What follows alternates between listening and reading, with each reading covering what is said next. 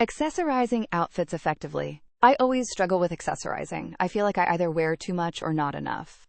It's a balancing act. A good rule of thumb is to focus on one statement piece. Like a bold necklace or a colorful scarf. Exactly. Or a really cool pair of earrings. Then keep the other accessories minimal. That makes sense. What about shoes? Do they count as accessories? Definitely. Your shoes can really make or break an outfit.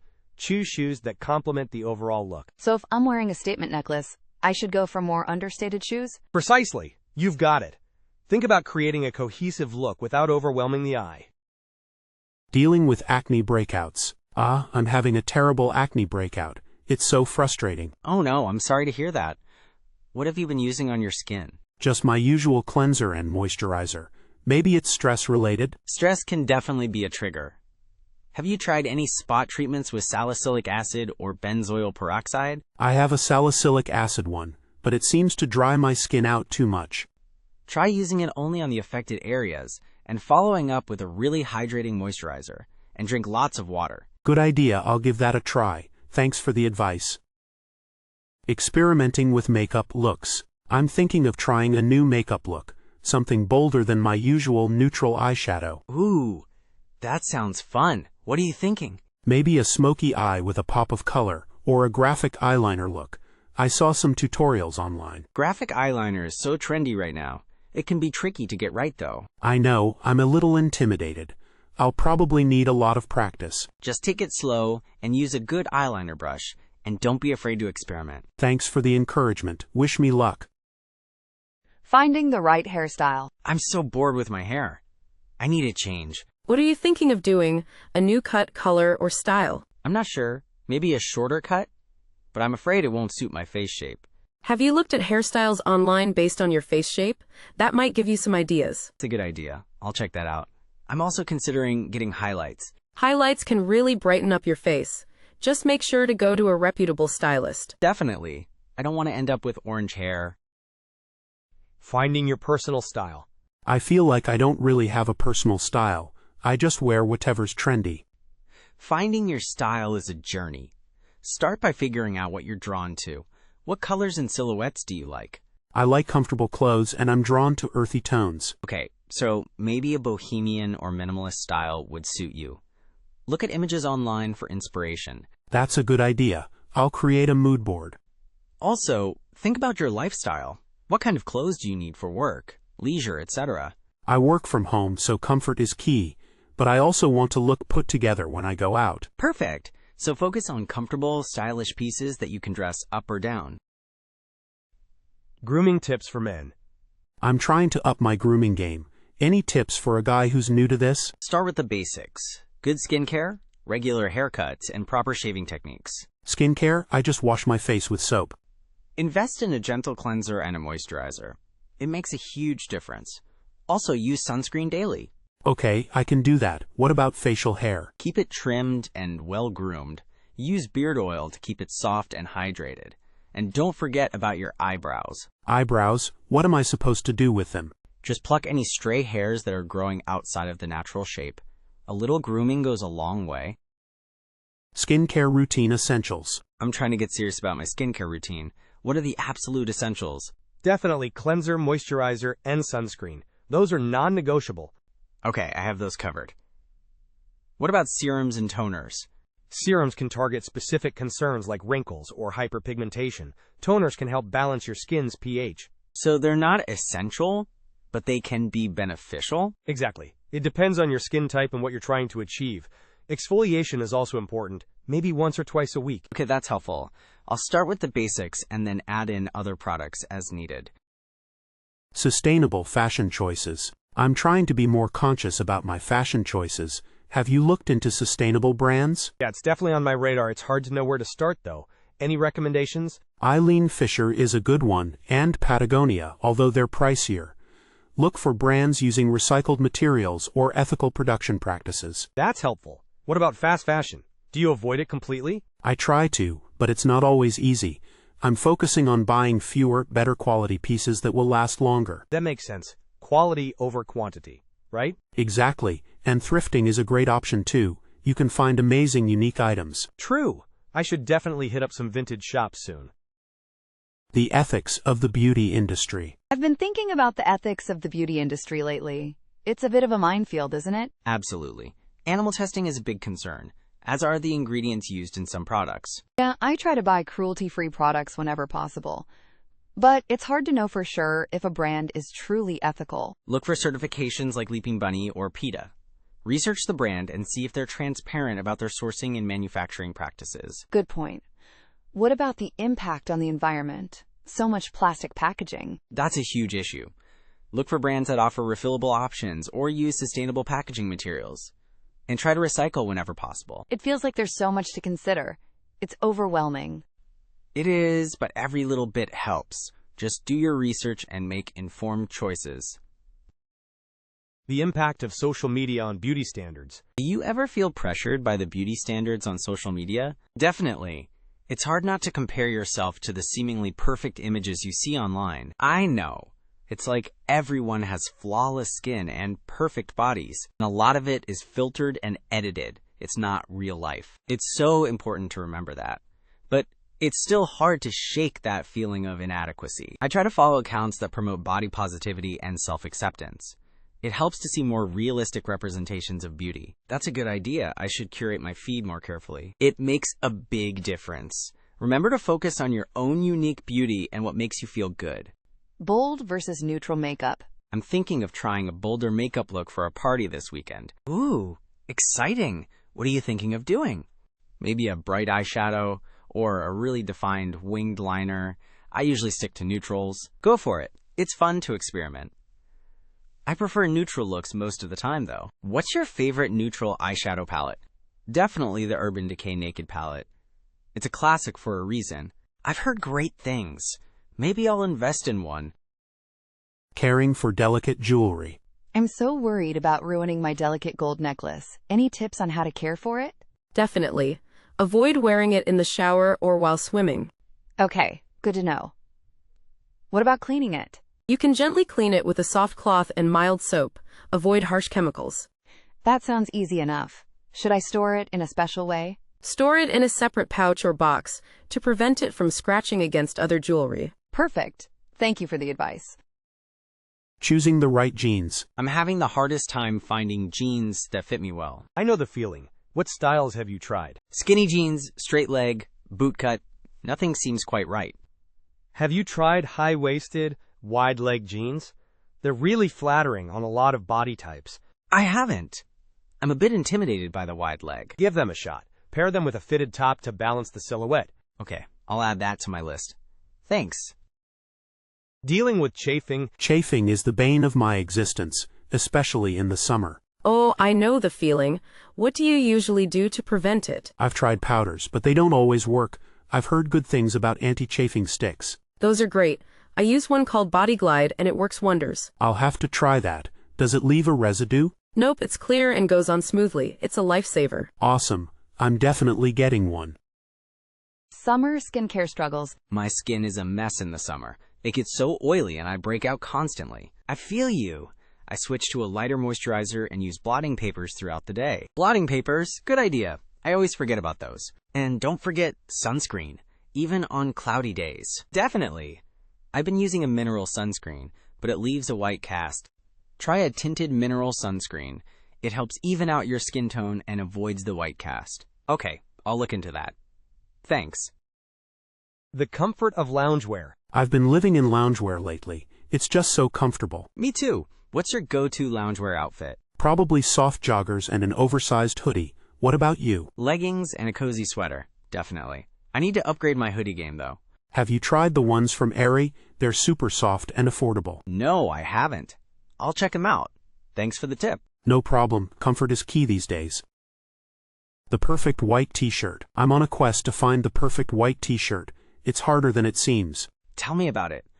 What are you looking for in a perfect white tee? Good quality fabric that's not see-through, a flattering fit, and a neckline that's not too high or too low. Have you tried the ones from Everlane? They're a bit pricey, but the quality is excellent. I've heard good things. I'll add them to my list to try. Also, Uniqlo has some decent options that are more affordable. Great, I'll check them both out. The power of a statement coat. I'm thinking of investing in a really nice statement coat for the winter. That's a great idea. A good coat can really elevate your whole look. What kind of style should I go for? It depends on your personal style, but a classic wool coat in a bold color or interesting texture is always a good choice. I was thinking maybe a bright red or a faux fur. Those sound amazing. Just make sure it's warm enough for the winter weather. Definitely. Warmth is key. The problem with pilling? Ugh, I hate when my sweaters start pilling after only a few wears. Me too. It makes them look so old and worn out. Is there anything we can do to prevent it? Hand washing them helps, and using a fabric shaver to remove the pills when they appear. A fabric shaver, that's a good idea. I'll have to get one. They're pretty inexpensive and make a big difference. Thanks for the tip. Transitioning from summer to fall fashion. I'm starting to think about my fall wardrobe. How do you transition your summer clothes? Layering is key. I pair summer dresses with cardigans or light jackets. That's a good idea. What about shoes? I swap out sandals for ankle boots or loafers, and start incorporating fall colors like burgundy and olive green. I love those colors. What's your favorite fall accessory? Definitely a cozy scarf. It adds warmth and style. I need to invest in some new scarves. Thanks for the inspiration. Choosing the right watch. I'm thinking of buying a new watch, but I'm overwhelmed by all the choices. What kind of style are you going for? Casual, dressy, sporty? Probably something versatile that I can wear for both work and everyday life. A classic leather strap watch or a metal bracelet watch would be a good option. Consider the size of the dial too. The dial size? I hadn't thought about that. Yeah, a larger dial can be more trendy, but a smaller one is often more elegant and timeless. Okay, that's helpful. Thanks. Dealing with ingrown hairs. Ingrown hairs are the bane of my existence. I can't seem to get rid of them. I feel your pain. Exfoliating regularly helps a lot. Have you tried that? Yeah, but it doesn't always work. Any other tips? Make sure you're not shaving too closely. And shave in the direction of hair growth. Okay, I'll try being more gentle. What about after shaving? Apply a soothing lotion or ingrown hair treatment. Some people swear by glycolic acid. Glycolic acid. Got it. Thanks for the advice. Dealing with under-eye circles. I'm so tired of my under-eye circles. They make me look exhausted all the time. I know the feeling. Have you tried any good concealers? Yeah, but they often crease or look cakey. Any recommendations? Try a color corrector first, like peach or orange, to neutralize the darkness. Then, a lightweight concealer. Color corrector? I've never used one of those before. It makes a huge difference. And make sure you're moisturizing well under your eyes before applying anything. Good tip. I'll give it a shot. Thanks. Mastering the smoky eye. I've always wanted to master the smoky eye look, but I can never seem to get it right. It takes practice. Start with a good eyeshadow primer to help the colors blend. Okay, I do use primer. What next? Apply a medium shade all over your lid, then a darker shade in the crease and outer corner. Blend, blend, blend. Blending is definitely the hardest part. Any tips? Use a fluffy blending brush and small circular motions. And don't be afraid to add more color if needed. I'll try that. Thanks for the advice. You got this! And don't forget eyeliner and mascara to complete the look. The art of upcycling clothing. I'm trying to be more sustainable with my fashion choices. Have you ever upcycled clothing? Tried. It's definitely a creative outlet. What are you working on? I have an old denim jacket that I want to add some patches and embroidery to. That sounds cool. There are tons of tutorials online for inspiration. Do you sew? Not very well, but I'm willing to learn. Any tips for a beginner? Start with simple projects and use a sewing machine if you can. Fabric glue can also be your friend. Good to know. Thanks for the encouragement. The benefits of silk pillowcases. I keep hearing about silk pillowcases. Are they really worth the hype? I think so. I switched a few months ago, and I've noticed a difference in my hair and skin. Really? How so? They're supposed to be gentler on your hair, reducing breakage and frizz. And they're less likely to absorb moisture from your skin. That sounds amazing. Where did you get yours? I got mine online from Amazon, but there are lots of different brands. Just make sure it's real silk. I'll definitely look into it. Thanks. The best ways to care for your shoes. I always ruin my shoes so quickly. I wish I knew how to take better care of them. It depends on the type of shoes. Leather needs different care than sneakers. Okay, let's start with leather. What's the best way to protect them? Use a leather protector spray before you wear them, and clean them regularly with a leather cleaner and conditioner. And what about sneakers? You can usually wash them in the washing machine, but put them in a mesh bag first, and air dry them. Good to know. Thanks for the tips. Also, using shoe trees can help them maintain their shape. The importance of proper bra fitting. I think I've been wearing the wrong bra size for years. It's so common. A proper bra fitting can make a world of difference, not just for comfort. Really? How so? It can improve your posture and even make your clothes fit better. Plus, it's more supportive. Where's the best place to get fitted? Most department stores offer the service, or you can go to a specialty lingerie shop. They're usually more experienced. I'll have to schedule an appointment. Thanks for the advice. The rise of athleisure wear. I'm living in athleisure wear these days. It's just so comfortable and practical. Me too. It's amazing how acceptable it is to wear leggings and sneakers everywhere now. Right? I remember when that was considered totally inappropriate. What's your favorite brand? I'm a big fan of Lululemon, but there are so many great options out there now, even at Target. True, it's definitely become a mainstream fashion trend. Do you think it will last? I think so. Comfort is always going to be a priority. Plus, it's so versatile. Agreed. I can't see myself going back to uncomfortable clothes anytime soon. Wardrobe rental services. Have you ever tried renting clothes instead of buying them? I've heard of it. Wardrobe rental services, right? I'm a bit hesitant. What if something gets damaged? Most services include insurance for minor damages. Plus, think of all the closet space you'd save. That's true.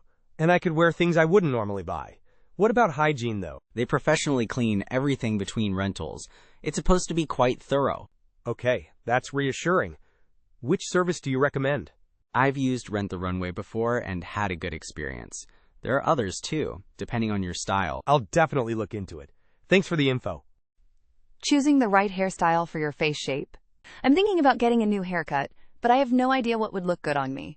Knowing your face shape is key. Is it round, oval, square, heart-shaped, or something else? I think it's roundish. If it's round, styles with volume at the crown can help elongate the face.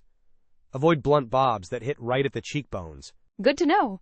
What about bangs? Side-swept bangs can work well for round faces. Avoid heavy straight-across bangs, as they can make your face look wider. Okay, side-swept it is. I'll bring a picture to the salon. Definitely. A good stylist can also advise you based on your hair texture and face shape. Choosing the right metals for jewelry. I'm trying to build a jewelry collection, but I'm not sure which metals to focus on. It really depends on your skin tone and personal preference. Do you prefer gold or silver? I like both, but I think silver looks better on me. Then stick with silver, or maybe white gold or platinum. Those cool tones tend to complement cooler skin tones. What about gold? Gold is beautiful, especially yellow gold, on warmer skin tones. Rose gold is also a great option for a softer look. Okay, that's helpful. I'll pay more attention to the metal colors when I'm shopping. Coping with maskne. Ugh, this maskne is driving me crazy. Any tips? Oh, I feel you. I started using a silk mask, and it's helped a lot. Less friction, you know? Silk, huh? Interesting. I've just been using disposable ones. Yeah, and make sure you're washing your face right after you take it off. That's key. Good point. I usually wait until I'm home for the evening. That's probably contributing. Also, maybe try a benzoyl peroxide spot treatment. Okay, I'll look into that. Thanks for the advice. No problem. We're all in this together. Dealing with frizzy hair. My hair is so frizzy today, it's driving me nuts. Humidity's a killer. Have you tried using a leave-in conditioner? I have, but it doesn't seem to make much of a difference. Maybe try an anti-frizz serum or oil. A little goes a long way. I'm always afraid of making my hair look greasy. Just use a tiny amount, focusing on the ends. Also, avoid rubbing your hair with a towel when drying it. Oh, I always do that. What should I do instead? Try gently blotting it with a microfiber towel or even an old t-shirt. It's much gentler. Extending the life of your clothes. I feel like I'm constantly having to replace my clothes. They just don't last. Are you following the care instructions on the labels?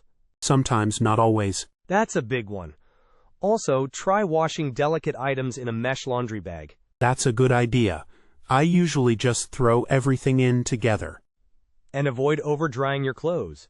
It can damage the fibers and cause them to shrink. Okay, less time in the dryer. Got it. Exactly. Proper storage helps too. fold, or hang items according to fabric type. Finding flattering necklines. I'm trying to find some new tops, but I'm never sure what necklines look best on me. It depends on your body shape. V-necks are generally flattering because they elongate the neck. I've heard that. I usually just go for crew necks out of habit. Crew necks are great too, especially if you have a longer neck. High necklines can sometimes shorten the neck. That makes sense.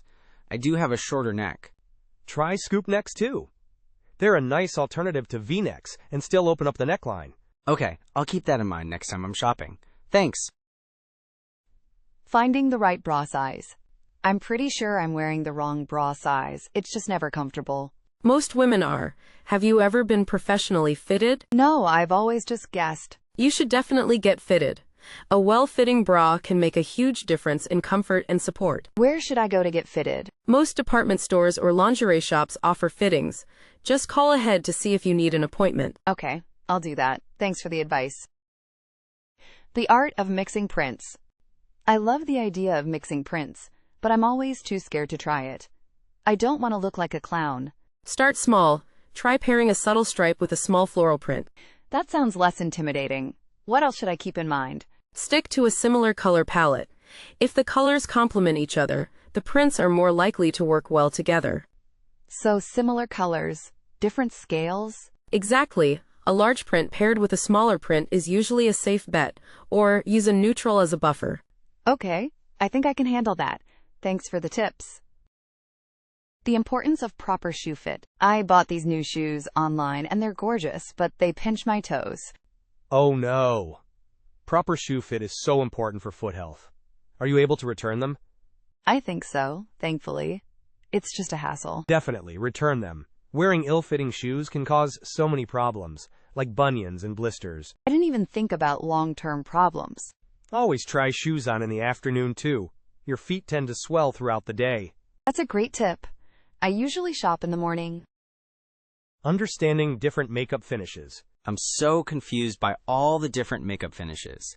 Matte, dewy, satin. What's the difference? Matte is shine-free and long-lasting, great for oily skin. Dewy gives you a radiant, hydrated look.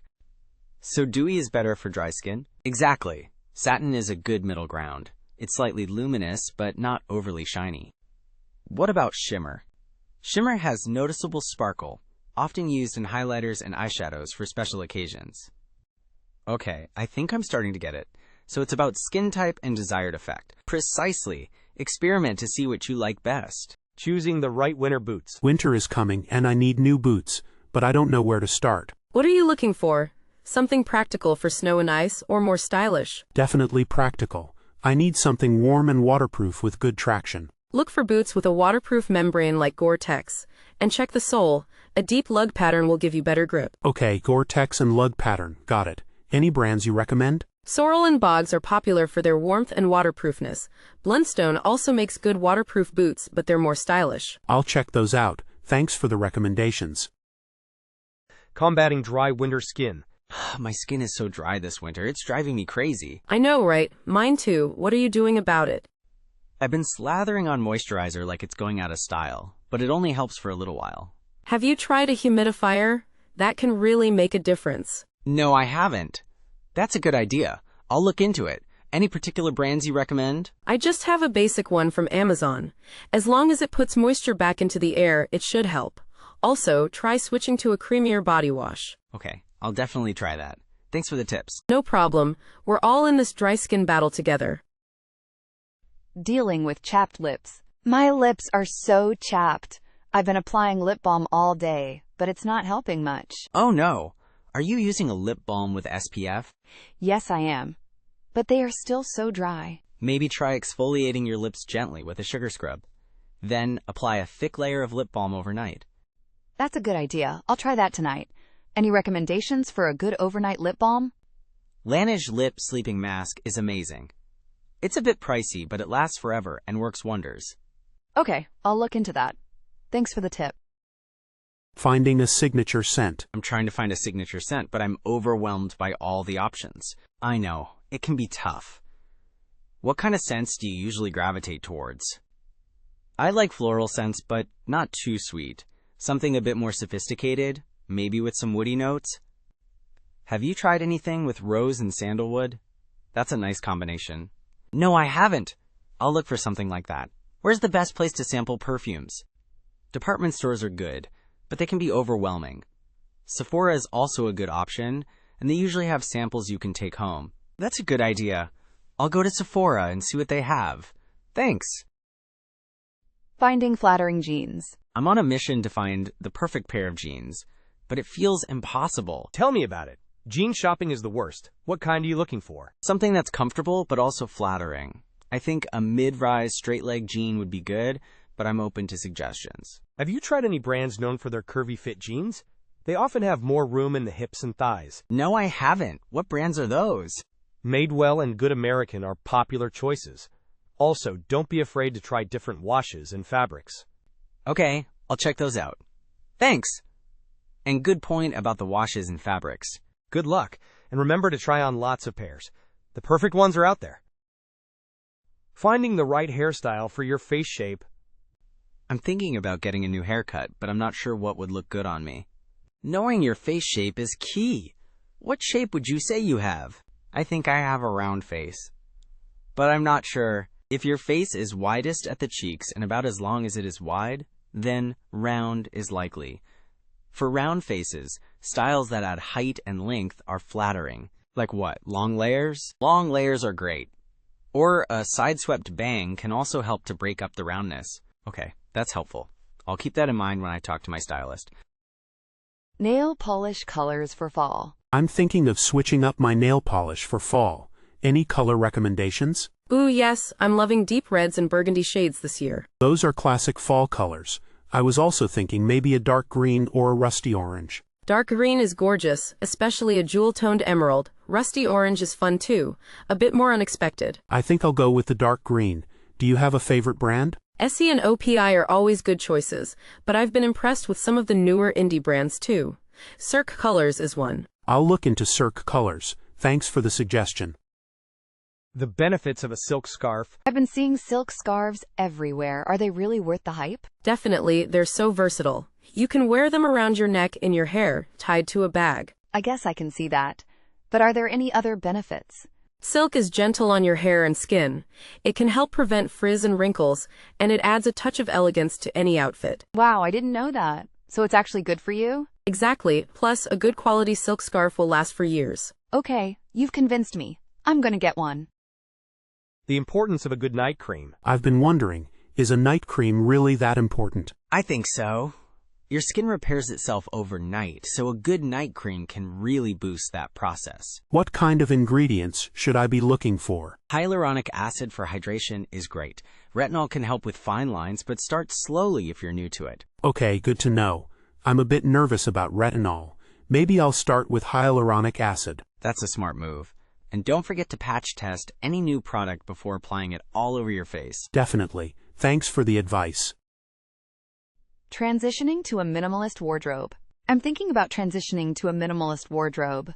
It seems so freeing. It is. It takes some effort up front, but it's worth it. Where are you starting? I guess by decluttering. But I'm having trouble letting go of things, even if I haven't worn them in years. Try the KonMari method. Does it spark joy?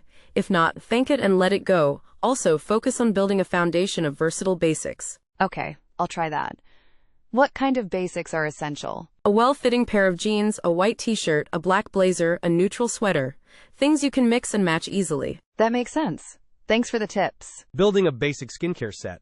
I want to start taking better care of my skin, but I don't know where to begin. A good basic routine is cleanser, moisturizer, and sunscreen. That's the foundation. Okay, that sounds manageable. What kind of cleanser should I get? Depends on your skin type. If you're oily, try a gel cleanser. If you're dry, go for a cream cleanser. I think I'm combination. What about moisturizer? A lightweight, hydrating moisturizer is good for combination skin. Look for something non-comedogenic. Non-comedogenic? What does that mean? It means it won't clog your pores. Choosing a lipstick color. I want to try a new lipstick, but I never know what color to choose. What's your skin tone? That makes a big difference. I think I have a fair skin tone with cool undertones. Okay, try berry shades, rosy pinks, or even a classic red with blue undertones. Avoid anything too orange. Berry shades sound nice. Do I need a lip liner? It can help prevent bleeding and make your lipstick last longer. Choose a liner that matches your lipstick color. Good point. Should I go matte or glossy? That's personal preference. Matte is long-lasting, but glossy can be more hydrating.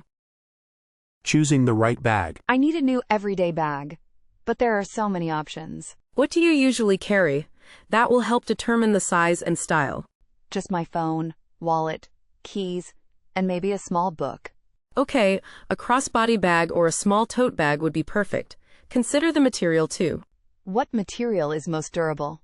Leather or a sturdy canvas are both great choices. They'll last longer than cheaper materials. And what color should I get? A neutral color like black, brown, or beige will go with everything. Choosing the right hairstyle product. I'm so confused about hair products. My hair is just blah. What kind of hair do you have? That's the first step in figuring it out. It's fine and kind of wavy, but it falls flat easily. Okay, avoid heavy products like gels or creams. Try a lightweight mousse or sea salt spray for volume. Sea salt spray? I've heard of that. Does it make your hair crunchy? Some can, but look for one that says flexible hold, and don't overdo it. Good tip. I always use too much. Where do you even apply it? Spray it on damp hair, focusing on the roots, then scrunch it a bit. You can also use a diffuser. Dealing with a clothing stain. Oh no, I just spilled coffee on my new white shirt. Ugh, that's the worst. Don't panic. Act fast. What kind of stain is it? It's definitely coffee, with a little bit of milk. Okay, first blot it gently with a clean cloth, don't rub, then try some cold water. I've blotted it, but it's still there. Alright, maybe try a little bit of dish soap mixed with water. Dab it on, then rinse. I'll give that a try. Thanks for the advice. No problem. If that doesn't work, a stain remover pen might do the trick. Dealing with dry skin in winter. My skin is so dry and itchy in the winter. It's driving me crazy. I know, it's the worst. Are you moisturizing regularly? Yes, but it doesn't seem to be enough. Try switching to a thicker, more emollient moisturizer. Look for ingredients like shea butter or ceramides. Okay, I'll check for those ingredients. Anything else? Avoid hot showers. They dry out your skin even more. And use a humidifier to add moisture to the air. A humidifier is a good idea. Thanks. Dealing with maskne. I'm getting so many breakouts from wearing a mask all the time. It's awful. It's so common. Make sure you're washing your mask regularly. I am, but it's still happening. Try switching to a silk or cotton mask. They're gentler on the skin. Also, avoid wearing makeup under your mask if possible. I can try that. What about skincare? Use a gentle cleanser and a non-comedogenic moisturizer. You can also try a spot treatment with salicylic acid on the affected areas. Okay, I'll add that to my routine. Thanks. Finding the right jean fit. I can never find jeans that fit me properly. It's so frustrating. What's the biggest issue you're facing with fit? They're either too tight in the waist or too baggy in the legs. Okay, try different styles. Bootcut jeans are good if you have wider hips, while straight-leg jeans are more versatile. What about the rise? High-waisted, mid-rise, low-rise. High-waisted jeans can be flattering on many body types, but mid-rise is a good option if you want something more comfortable. Avoid low-rise if you're self-conscious about your stomach. That makes sense. I'll keep that in mind when I'm shopping. Finding the right shoe for an occasion. I have a wedding to go to, and I'm completely lost on what shoes to wear. What's the dress code like? Is it formal, semi-formal, or casual? It's semi-formal, I think. I'm wearing a midi dress. Okay, heels are a good option. Maybe a block heel, or a dressy wedge if you're worried about comfort. I'm terrible in heels. Are flats acceptable? Definitely. Just choose a dressy pair, like embellished flats or pointed toe flats in a nice material. That's a relief.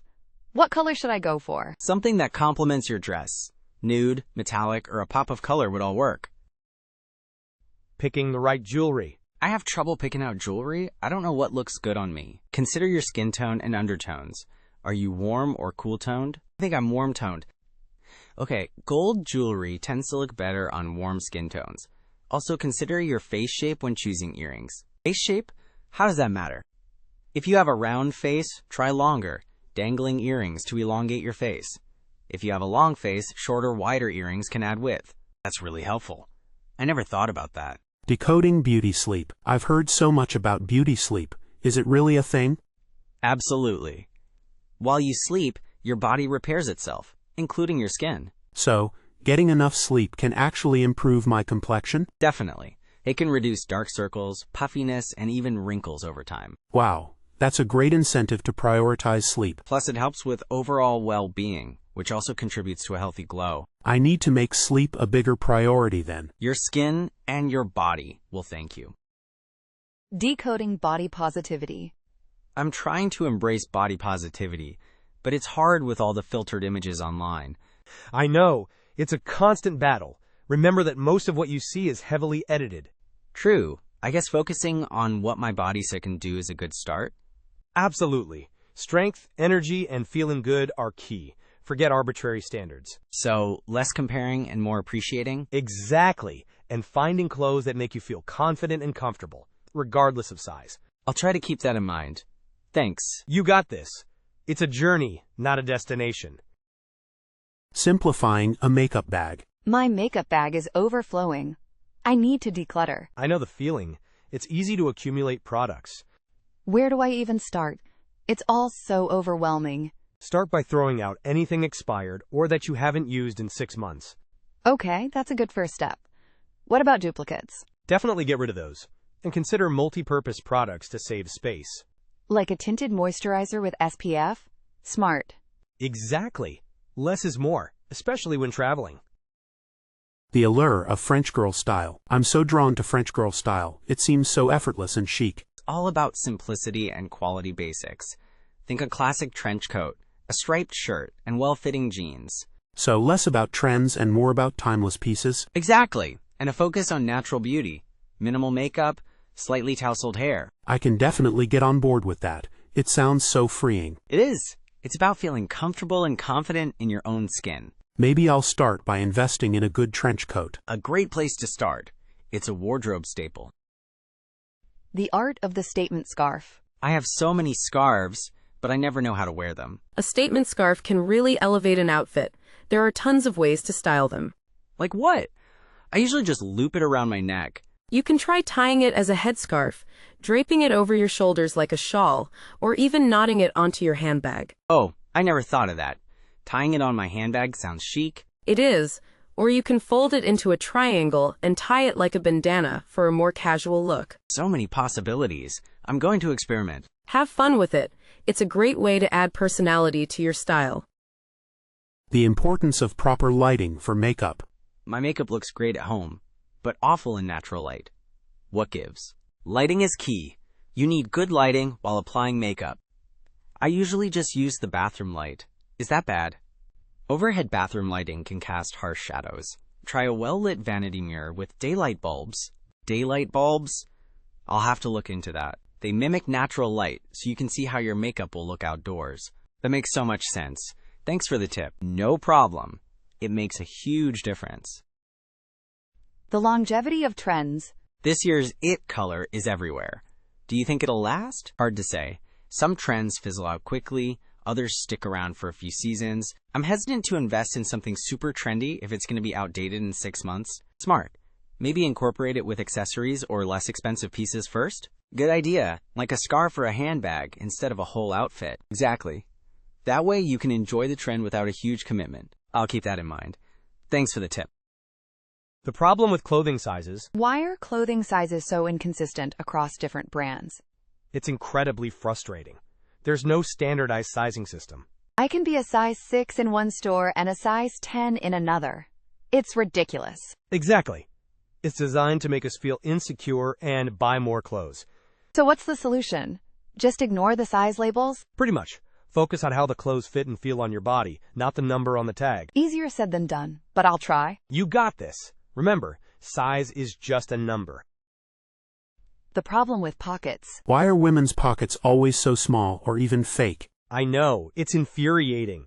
It's a design flaw that's been around for ages. I can barely fit my phone in my jeans pockets, let alone my keys and wallet. Right? It forces us to carry bags which we might not even want to. It's like the fashion industry is actively trying to inconvenience us. Pretty much. I've started looking for brands that prioritize functional pockets. That's a good strategy. I might have to do the same. It makes a world of difference. The quest for comfortable heels. I love the look of heels, but they're so uncomfortable. Tell me about it. Finding comfortable heels feels like searching for a unicorn. I've tried everything. Platforms, wedges, thicker heels. Nothing seems to work. Have you tried inserts or gel cushions? They can help a bit. I have, but they only provide temporary relief. My feet are still screaming by the end of the day. Maybe lower heel heights are the answer? Or focusing on quality materials. Good point. I might have to sacrifice a bit of height for comfort. It's a worthwhile trade-off, in my opinion. Coping with dry winter skin. Ugh, my skin is so dry this winter. It's driving me crazy. I know, mine too. Are you using a heavier moisturizer? Yeah, but it doesn't seem to be enough. Any recommendations? Have you tried a humidifier? It makes a huge difference for me. No, I haven't. I'll definitely look into that.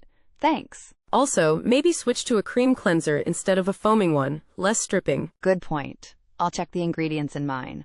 This winter dryness is the worst. Tell me about it. Good luck and stay hydrated. Decoding beauty sleep. I keep hearing about beauty sleep. Is it really a thing? Absolutely. Getting enough sleep has a huge impact on your skin and overall appearance. How so? I usually get around 6 hours. Is that enough? Ideally, you should aim for 7 to 9 hours. Your body repairs itself while you sleep. So less dark circles and a brighter complexion? Exactly. And it helps prevent premature aging, too. Your body produces collagen when you sleep. Wow, I need to prioritize sleep more. Thanks for the info. No problem. Sweet dreams and beautiful skin. Finding a signature scent. I'm on a mission to find my signature scent. It's harder than I thought. I know the feeling. It's such a personal thing. Have you tried different fragrance families? I've been sampling florals and fruity scents mostly, but nothing really clicks. Maybe try something woody or spicy. You might be surprised. That's a good idea. I'm usually drawn to sweeter scents, but maybe it's time to branch out. Definitely. And remember to let the fragrance develop on your skin before deciding. Right, the dry down is important. Thanks for the tips. Good luck. Finding your perfect scent is so rewarding. Summer skincare struggles. Summer skincare is such a struggle. My skin gets so oily. Mine too. I've switched to a lighter moisturizer and a gel cleanser. That's a good idea. I need to find something less heavy. And don't forget sunscreen, even on cloudy days. Of course, I try to wear it every day, but it can feel greasy sometimes. There are some great lightweight sunscreens out there. Look for a matte finish. I'll keep an eye out. Thanks for the tips. No problem. Stay protected and enjoy the sun. The longevity of trends. I'm always hesitant to invest in trendy pieces. They seem to go out of style so quickly. I know what you mean. It's a gamble. Some trends have staying power, others fade fast. How do you decide which trends are worth investing in? I usually look for trends that are a modern take on classic styles. That's a good strategy. So not something too outlandish? Exactly. And I try to choose pieces that can be easily incorporated into my existing wardrobe. That makes sense. Versatility is key. Definitely. That way, even if the trend fades, you can still wear the piece in different ways. The perfect white t-shirt. I'm on the hunt for the perfect white t-shirt. It seems impossible to find one that isn't see-through or ill-fitting. I know the struggle. The fabric is key. Look for something thicker, like a Pima cotton. Good tip. I've been trying to find something that isn't too clingy. Try a slightly oversized fit. It's more flattering and comfortable. Okay, I'll keep that in mind. What about the neckline? Crew necks are classic, but a V-neck can be more slimming. It depends on your preference. I think I prefer a crew neck. Thanks for the advice. No problem. Finding the perfect white tee is a game changer. The power of a statement coat. I'm thinking of investing in a really great winter coat this year. That's a smart move. A statement coat can really elevate any outfit. Exactly. I'm torn between a classic camel coat and something a bit more bold, like a bright red one. The camel is versatile, but the red would definitely make a statement. I know. I'm worried I'd get tired of the red, though. Maybe a jewel tone instead, like emerald green or sapphire blue. Ooh, those are good ideas. I'll have to keep an eye out. Thanks. No problem. Happy coat hunting. The problem with clothing sizes. I'm so frustrated with clothing sizes. They're completely inconsistent. Tell me about it. I can be a size small in one store and a large in another. It's ridiculous. It makes online shopping a nightmare. Absolutely. I always check the size chart, but even those aren't always accurate. I've started reading reviews to see if people mention sizing issues. That's a good strategy. I wish there was a universal sizing standard. Me too. It would save so much time and frustration. Agreed. Until then, we just have to keep navigating the chaos. The problem with pockets. Why are women's pockets always so small or sometimes non-existent? It's so annoying, right? It's like designers assume we don't need to carry anything. I can barely fit my phone in most of my pockets. It's impractical. I've started looking for dresses and skirts with pockets specifically. That's a good idea. It's a rare find, though. I know. It's like winning the lottery when you find something cute with functional pockets. Seriously. Maybe we should start a petition for bigger pockets. I'd sign it. It's a basic human right at this point. The quest for comfortable heels. I'm on a mission to find comfortable heels that don't kill my feet. Oh, the holy grail. It's a tough quest. Have you tried block heels? Yeah, they're definitely better than stilettos, but still not perfect. What about wedges? They distribute the weight more evenly. I like wedges, but sometimes they can look a bit too casual. True. Maybe look for heels with a platform or extra cushioning. Good idea, and I should probably invest in some gel inserts. Definitely. Every little bit helps. Good luck on your search. Achieving a natural-looking tan. I want to get a bit of a tan for summer, but I want it to look natural and not orange. Definitely. Self-tanners have come a long way. Exfoliation is key before you start. Okay, I'll make sure to exfoliate. What kind of self-tanner do you recommend? I like gradual tanning lotions. They give you a subtle tan over a few days, so it's less likely to be streaky. That sounds good. How often should I apply it? Apply it every day or every other day until you reach your desired tan level, then maintain it a couple of times a week. Great! Any tips for applying it to my hands and feet? Use a very small amount and blend it well. You can also use a tanning mitt to avoid staining your palms. Choosing the right earrings. I'm trying to build a collection of earrings, but I'm not sure where to start. It depends on your personal style and face shape. What kind of looks do you usually go for? I tend to wear simple, classic outfits. I think I want earrings that are versatile. Stud earrings are always a good choice for everyday wear. Hoops are also classic and can be dressed up or down. What about dangles? Are those too dressy for every day? Not necessarily. There are plenty of simple, elegant dangle earrings that can be worn during the day. Just avoid anything too elaborate. Okay, that's good to know. Thanks for the advice. Dealing with dry winter hair. My hair is so dry and brittle in the winter, it's driving me crazy. I know the feeling. The dry air really takes a toll. Are you using a hydrating shampoo and conditioner? Yes, but it doesn't seem to be enough. Any other suggestions? Try a leave-in conditioner or hair oil. Argan oil is great for adding moisture and shine. I'll give that a try. How often should I be washing my hair in the winter? Try to wash it less frequently, maybe every other day or even every 2 days. Overwashing can strip away natural oils. That makes sense. I'll try to cut back on the shampooing. Thanks. Finding the perfect nude lipstick. I'm on a quest to find the perfect nude lipstick. It's harder than it looks. Tell me about it. It's so easy for a nude to wash you out or look too brown. Exactly. I think I need something with a slightly pink undertone. What do you think? Pink undertones are generally flattering. Have you tried any with a satin finish? They're less drying. I haven't. I usually go for matte. I'll definitely look into satin finishes. Any brands you recommend? I really like the nude shades from Charlotte Tilbury. They're a bit pricey, but the quality is great. I've heard good things about them. I'll check them out. Thanks for the tip. The best way to apply blush. I'm always struggling with blush. I either apply too much or not enough. It's a common problem. The key is to start with a small amount and build it up gradually. Okay, I'll try that. Where exactly should I be applying it? Smile and apply the blush to the apples of your cheeks, blending it upwards towards your temples. Got it. What kind of brush should I be using? A fluffy angled brush is ideal for blending the blush seamlessly. Perfect. I have one of those. Thanks for the tips. The importance of a good concealer. I'm convinced a good concealer is the key to looking awake, even when you're not. Absolutely! It's my desert island makeup product. Which one are you using at the moment? I'm currently using one from Maybelline, but I feel like it creases easily. Any recommendations for under-eye concealer? I swear by the NARS Radiant Creamy Concealer. It's buildable and doesn't settle into fine lines. I've heard great things about that one. What about for blemishes? Is it good for that too? It's decent, but for blemishes, I prefer something a bit thicker, like the Tarte Shape Tape. Just use a tiny amount. Okay, good to know. I'll definitely look into both of those. Thanks. The latest handbag styles. Have you seen the new collection of handbags? So many interesting shapes and sizes. I have. I'm particularly drawn to the mini bags, but I'm not sure how practical they are. That's true. They're more of a statement piece. I'm leaning towards a structured tote, something I can carry to work. Good choice. A classic tote is always a winner. What colors are you considering? Probably a neutral like black or beige, something that goes with everything. Smart. I saw a beautiful emerald green one that caught my eye, but I'd have trouble matching it. Emerald green is gorgeous, but definitely harder to style. Maybe as a smaller evening bag? That's a great idea. I'll keep that in mind. The power of a statement belt. I've been seeing statement belts everywhere. They can really transform an outfit, right? Totally.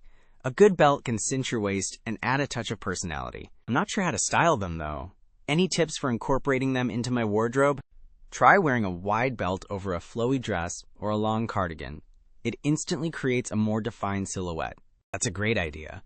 What about with jeans? Should I go for a thinner belt then? With jeans, you can experiment. A thinner belt is more classic, but a chunky belt can add an edgy vibe. Okay, I'll play around with different styles. Thanks for the inspiration. The resurgence of wide-leg trousers. Have you noticed how wide-leg trousers are everywhere again? Yes, I'm actually a big fan.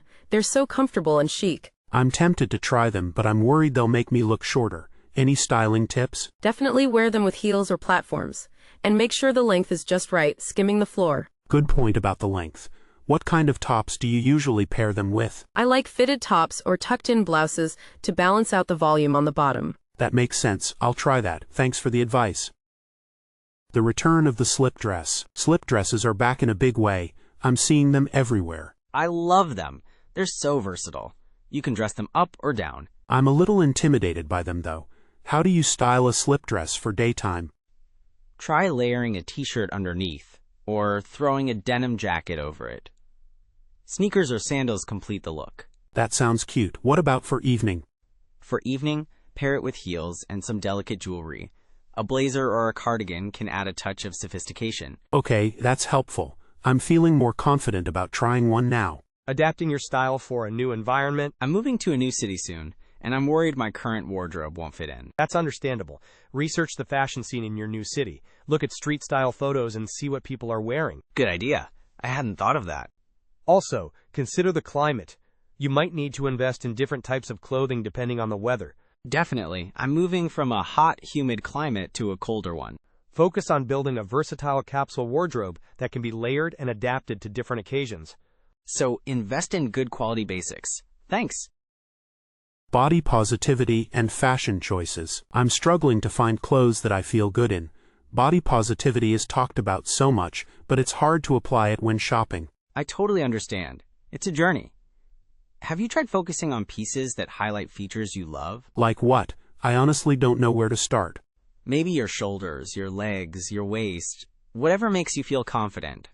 A great neckline or a well-fitted pair of pants can make a huge difference. That's a good point. I usually just focus on hiding the problem areas. Exactly. Shift the focus. Also, don't be afraid to experiment with different styles. What works for one person might not work for you. I guess I need to be more open to trying new things, and less critical of myself in the dressing room. Absolutely. And remember, the goal is to feel good, not to fit into some arbitrary standard. Choosing the right hairstyle for your face shape. I want to get a new haircut, but I have no idea what would look good on me. Knowing your face shape is key. Are you more round, oval, square, or heart-shaped? I think I'm round. My cheeks are pretty full. For round faces, styles that add height and length can be flattering. Think layers, long bobs, or side-swept bangs. So avoid blunt cuts and chin-length bobs? Exactly. Those can make your face look even rounder. Try searching online for hairstyles for round faces for inspiration. That's a great idea. Thanks for the tip. Dealing with maskne and makeup. I'm getting so much acne from wearing a mask all the time, but I still want to wear makeup. What do I do? Ugh, I feel your pain. First, make sure your mask is clean. Wash it regularly with a gentle detergent. I do, but it doesn't seem to help much. Try a silk mask. Silk is less irritating to the skin. Also, use a lightweight, non-comedogenic foundation. Non-comedogenic, got it. Anything else? Spot treat breakouts with benzoyl peroxide or salicylic acid. And avoid heavy makeup under the mask if possible. Okay, so focus on the upper half of my face, thanks. Finding your signature scent. I've been wanting to find a signature scent, but I'm overwhelmed by all the options. Start by thinking about what kind of scents you like. Do you prefer floral, woody, citrusy, or spicy fragrances? I think I like floral scents, but not too sweet. Then look for fragrances with notes of jasmine, rose, or lily of the valley. Try sampling different perfumes at a department store. Should I spray them on my skin or on a paper strip? Definitely on your skin. Perfumes smell different on everyone due to body chemistry. Wear it for a day to see how it develops. Okay, good to know. I always just spray them on the paper strips. Also, consider the season. Lighter scents are often better for summer, while heavier scents are nice for winter. Makeup for a Zoom meeting. I have so many Zoom meetings. What's the best makeup for looking professional but not overdone on camera? Definitely focus on evening out your skin tone. A light foundation or tinted moisturizer is key. Okay, makes sense. What about concealer? Definitely under the eyes to brighten things up. And a little bit on any blemishes. Got it. What about eye makeup? Keep it simple. A neutral eyeshadow, mascara, and well-groomed brows can make a big difference. And lip color? A natural-looking lip tint or balm is perfect. Avoid anything too glossy or bright. It can be distracting. The longevity of beauty trends. I'm always tempted to try the latest beauty trends, but I'm afraid they'll be out of style in a month. That's a valid concern.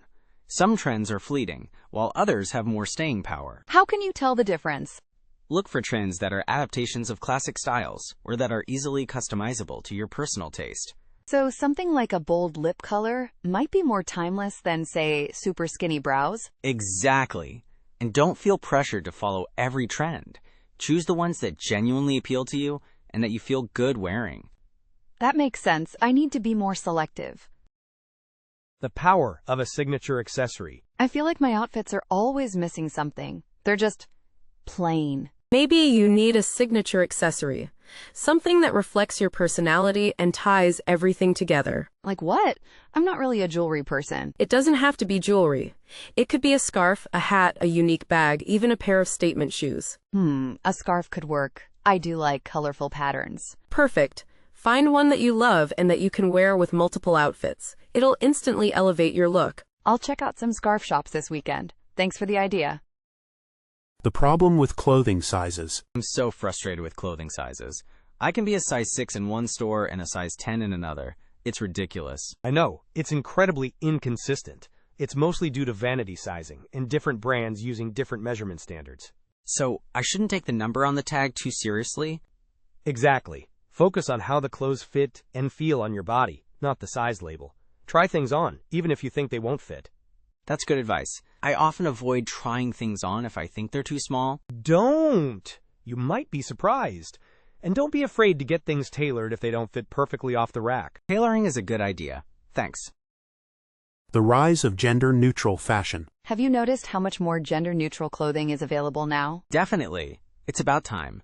I'm loving the blurring of lines between traditionally male and female styles. Me too. I've been wanting to try some oversized blazers, but wasn't sure if it was my style. Go for it. Fashion is all about experimenting.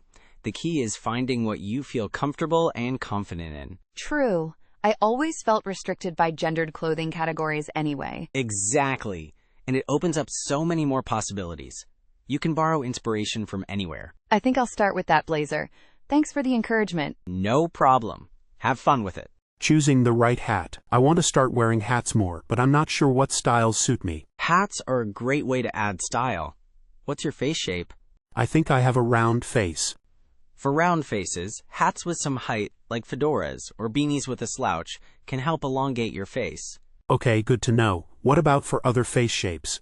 If you have a square face, softer styles like floppy hats or newsboy caps can soften your features. Oval faces can wear almost any style. That's helpful. I'll keep that in mind when I'm shopping. Also, consider the brim size. A wider brim can balance out broader shoulders, while a smaller brim is better for petite frames. Dealing with flyaways. Ugh, I'm having such a bad hair day. My flyaways are out of control. Oh no, I know the feeling. What have you tried? Hairspray, but it just makes my hair stiff and doesn't really tame them. Try using a lightweight hair serum or oil, just a tiny amount rubbed between your palms and smoothed over the flyaways. That's a good idea. I have some argan oil, I'll try that. Also, a boar bristle brush can help distribute natural oils and smooth down flyaways. I don't have one of those, but I'll look into it. Thanks for the tips. You're welcome. Hydrated hair is less prone to flyaways, so make sure you're using a good conditioner too. Dealing with lipstick bleeding. I love wearing lipstick, but it always seems to bleed around the edges of my lips. It's so frustrating. I know, it's a common problem. Have you tried using a lip liner? Sometimes, but it doesn't always seem to help. Make sure you're using a lip liner that matches your lipstick or is slightly darker, and apply it all over your lips, not just around the edges. Okay, I'll try that. Anything else? Blot your lips after applying lipstick to remove excess product that can bleed. You can also use a translucent powder around the edges of your lips to create a barrier. Translucent powder. That's a smart idea. It works wonders, and avoid lipsticks that are too creamy or glossy as they're more prone to bleeding. Extending the life of makeup. I feel like I'm constantly replacing my makeup. Is there a way to make it last longer? Definitely. Proper storage is key. Keep your makeup in a cool, dry place, away from direct sunlight. Okay, I've been keeping it in my bathroom. Maybe that's the problem. The humidity in the bathroom can definitely shorten the lifespan of your products. Also, clean your brushes regularly. I'm terrible at cleaning my brushes. How often should I do it? Ideally, you should clean them weekly with a brush cleanser or mild soap. It prevents bacteria buildup and keeps your makeup application smooth. That makes sense. Thanks for the tips. You're welcome. And don't forget to check the expiration dates on your products. Toss anything that's past its prime. Finding comfortable heels. I love the look of heels, but I can never find a pair that's actually comfortable. Any tips? Comfortable heels are a myth, but there are definitely ways to make them more bearable. Start with a lower heel height. That makes sense. What else? Look for heels with a thicker block heel, or a wedge. They provide more stability than stilettos. Good point. And what about the material? Leather is generally more comfortable than synthetic materials because it molds to your feet over time. Also consider adding gel inserts for extra cushioning. Gel inserts, great idea. Thanks. And break them in before you wear them out. Wear them around the house for a few hours at a time to stretch them out. Finding the right bra for exercise. I'm struggling to find a good sports bra. They're either too tight or don't offer enough support. It's so important to have the right support. What kind of activities are you doing? Mostly running and HIIT workouts. For high-impact activities, you need a bra with encapsulated cups and adjustable straps. Enel is a good brand for larger busts. I've never heard of them. I'll look them up. What about for smaller busts? You can often get away with compression bras. Lululemon and Athleta have great options. Okay, I'll check those out. Thanks. Make sure to get properly fitted. It makes a huge difference in comfort and support. Finding the right jean wash. I'm never sure what jean wash to go for. What's the difference and when should I wear them? That's a great question. Dark wash jeans are generally more versatile and can be dressed up or down. Okay, so good for evenings out? Exactly. Light wash jeans are more casual and perfect for daytime wear. They give off a relaxed vibe. What about medium wash? Medium wash is a good in-between option. It's still casual, but slightly more polished than light wash. And black jeans? Black jeans are super versatile and can be dressed up or down, just like dark wash. They're a great alternative to dress pants. Investing in quality basics. I'm trying to build a more sustainable wardrobe, starting with quality basics. That's a great idea.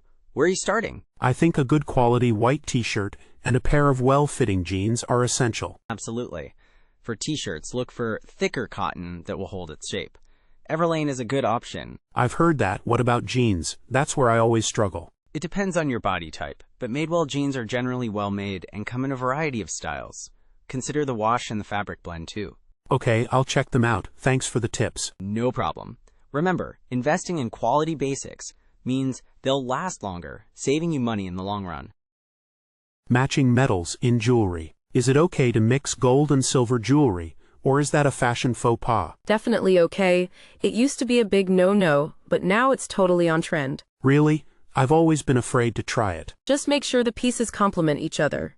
Don't wear clashing styles or overly chunky pieces of both metals. So, delicate gold and silver necklaces would work. Perfect. Or a watch that has both gold and silver tones. That can tie everything together. That's a great idea. I feel much more confident trying it now. Go for it. Experiment and see what you like. There are no hard and fast rules. The perfect nude nail polish. I'm on the hunt for the perfect nude nail polish. It's surprisingly difficult. I know. It can look so different on everyone. What are you looking for? Something pink-toned, beige, or more brown? I think something slightly pink-toned would suit my skin best, but not too bubblegum, you know? Definitely. Have you tried OP's Bubble Bath? It's a classic for a reason. I've heard of it. I'll add it to my list. Any other recommendations? Essie's Ballet Slippers is another popular choice, but it's very sheer. Maybe try Sugar Daddy if you want a bit more opacity. Great, thanks.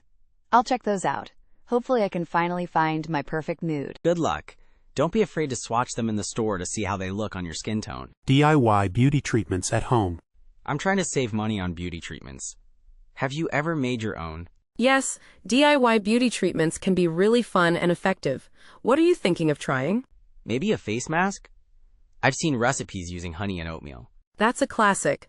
Just make sure you're not allergic to any of the ingredients. Good point. What's your favorite DIY treatment? I love making a hair mask with coconut oil and avocado. It's so moisturizing. Ooh, that sounds amazing. I'll have to try that sometime. Fragrance layering techniques. I've been reading about fragrance layering. Have you ever tried it? Yes, it's a fun way to create a unique scent. What have you been experimenting with? Not much yet. I was thinking of layering a vanilla scent with something citrusy. That sounds lovely. Just be careful not to overdo it. Start with light layers. Good point. Any tips for choosing complementary scents? Think about the base notes. If they share similar base notes, they're more likely to work well together. That's helpful. I'll have to pay more attention to the fragrance notes. Have fun experimenting. Hair care for different climates. My hair is so dry lately. I think it's the change in weather. Yeah, climate definitely affects your hair. What's the weather like where you are? It's super dry and windy. I think the moisture is just getting sucked out of my hair. You might need to use a heavier conditioner or a hair mask more often. I've been thinking about getting a leave-in conditioner too. That's a great idea. And try to avoid washing your hair too often. Good advice, thanks, I'll give that a try. Makeup for different skin tones. I find it so hard to find makeup that actually suits my skin tone. I know it's a struggle. Have you tried using online shade finders? I have, but they're not always accurate. Lighting plays such a big role. Definitely. I usually swatch products on my jawline in natural light. That's a good idea. I tend to swatch on my hand, which isn't the same. Also, don't be afraid to ask for help at the makeup counter. That's what they're there for. I always feel a bit intimidated, but you're right, thanks. Navigating fast fashion sales. Those fast fashion sales are so tempting, aren't they? They are, but I'm trying to be more conscious of my purchases. Me too. Do you have any strategies for avoiding impulse buys? I usually wait 24 hours before buying anything. If I still want it, then I consider it. That's a good idea. I tend to get caught up in the hype. Also, think about how many times you'll actually wear it. Cost per wear is a good metric. That's smart. I'll try to remember that next time. Good luck. It takes practice. The allure of designer dupes. Have you ever bought a designer dupe? You know, something that looks like a designer item but isn't? I have. A couple of times. It's tempting when the real thing is so expensive. What was your experience like? Was the quality any good? It was hit or miss. One bag fell apart quickly, but another has lasted for years. That's what I worry about. Is it really saving money if it doesn't last? Exactly. I think it's better to save up for the real thing if you really want it. I agree. It's a more sustainable approach in the long run. The art of thrift store shopping. I've been wanting to get into thrift store shopping, but I'm not sure where to start. It's a treasure hunt. Patience is key, and go with an open mind. What are some things to look for? Check the quality of the fabric and the seams. Look for unique pieces you wouldn't find anywhere else. That makes sense. Any tips for cleaning the clothes after buying them? Definitely wash them thoroughly. I usually use a laundry sanitizer just to be safe. Good to know. Thanks for the tips. I'm excited to give it a try. The comfort versus style debate. Where do you stand on the comfort versus style debate? Definitely comfort first. I can't stand being uncomfortable all day. I used to prioritize style, but I'm slowly converting to the comfort camp. It's liberating, isn't it? There are ways to be stylish and comfortable. True. Like a well-fitting pair of jeans and a nice sweater. Exactly. Or a flowy dress with sneakers. I'm all about the sneakers these days. My feet thank me. The evolution of beauty trends. Have you noticed how beauty trends are recycled every few decades? Absolutely. Like, the 90s are back in full force, with brown lipstick and claw clips. It's crazy. I remember wearing those the first time around. What do you think will be next? Maybe a revival of the early 2000s? Low-rise jeans, perhaps? Oh dear, I hope not. Some trends are best left in the past. I agree. Although I'm kind of enjoying the current embrace of natural textures in hair. Me too. It's so much easier than trying to fight my natural curl. The influence of celebrities on fashion. Do you think celebrities have too much influence on fashion trends? It's undeniable that they do. What celebrities wear gets copied instantly. It's a bit worrying sometimes, especially when they promote unsustainable brands. That's true. But they can also use their platform to promote ethical fashion. That's a good point. It's all about how they choose to use their influence. I try to take inspiration from celebrities, but ultimately wear what I like. That's the best approach. Finding your own style is key. Exactly. Choosing the right hairstyle for a special occasion.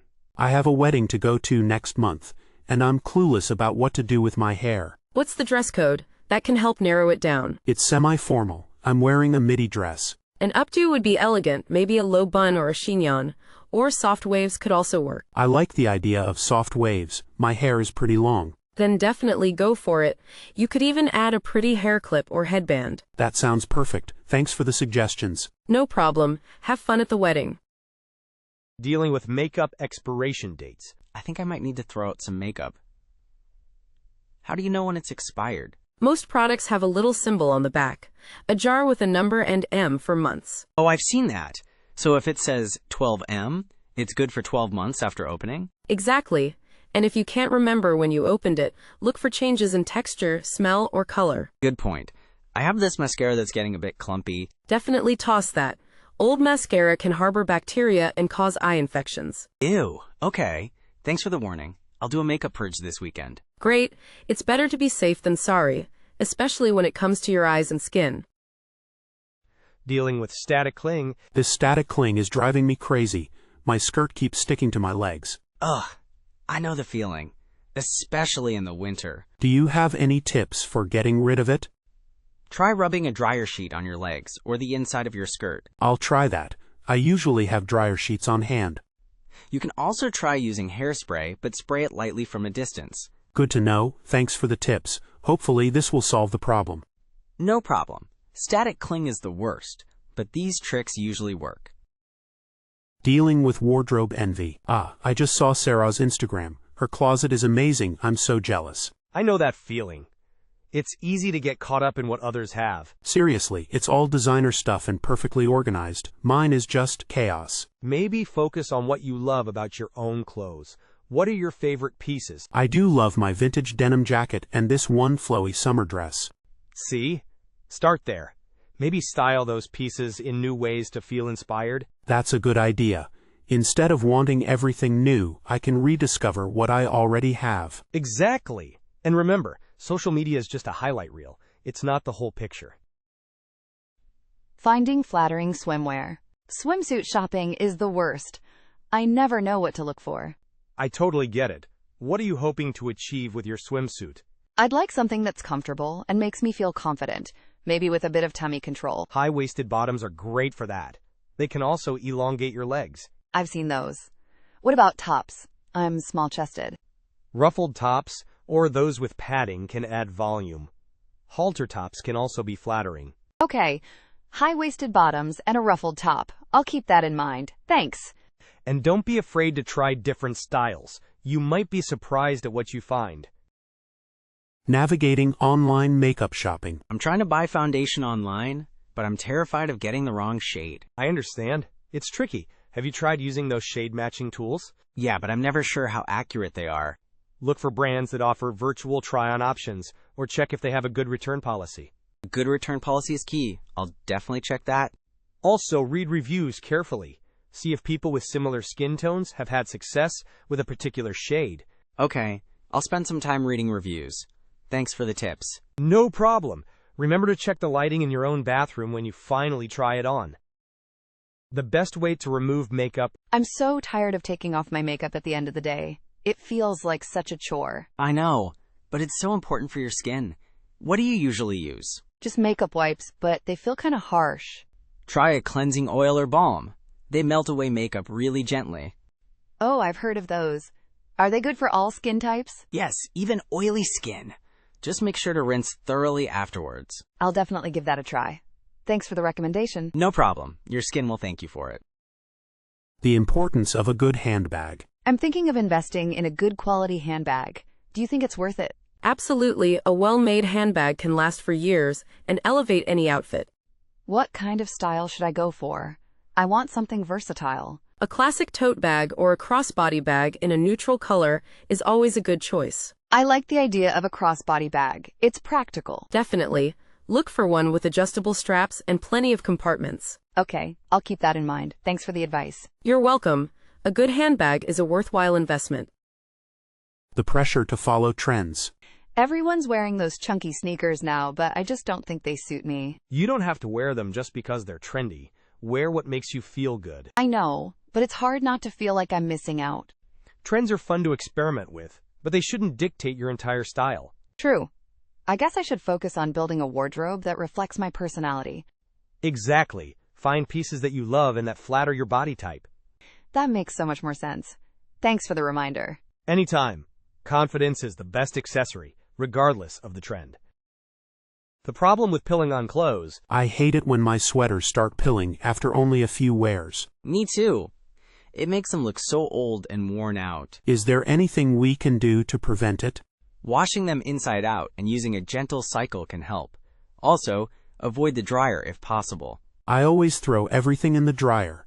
I'll try air drying them instead.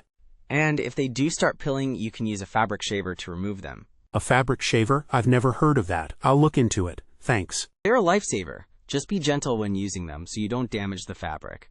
Dealing with oily skin in the summer. My skin gets so oily in the summer. It's a constant battle. I feel your pain. It's a common problem. What's your current routine?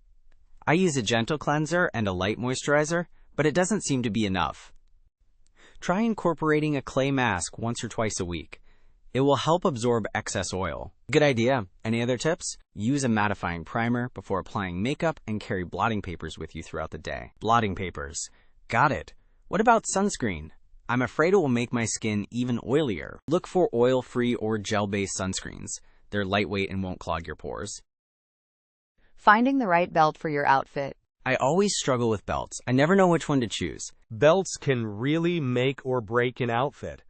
What kind of outfits are you usually wearing? Mostly jeans and t-shirts or simple dresses. For jeans, a classic leather belt with a simple buckle is always a good choice. For dresses, consider a wider belt to cinch your waist. So the width of the belt matters? Absolutely. A wider belt can be more dramatic, while a thinner belt is more subtle.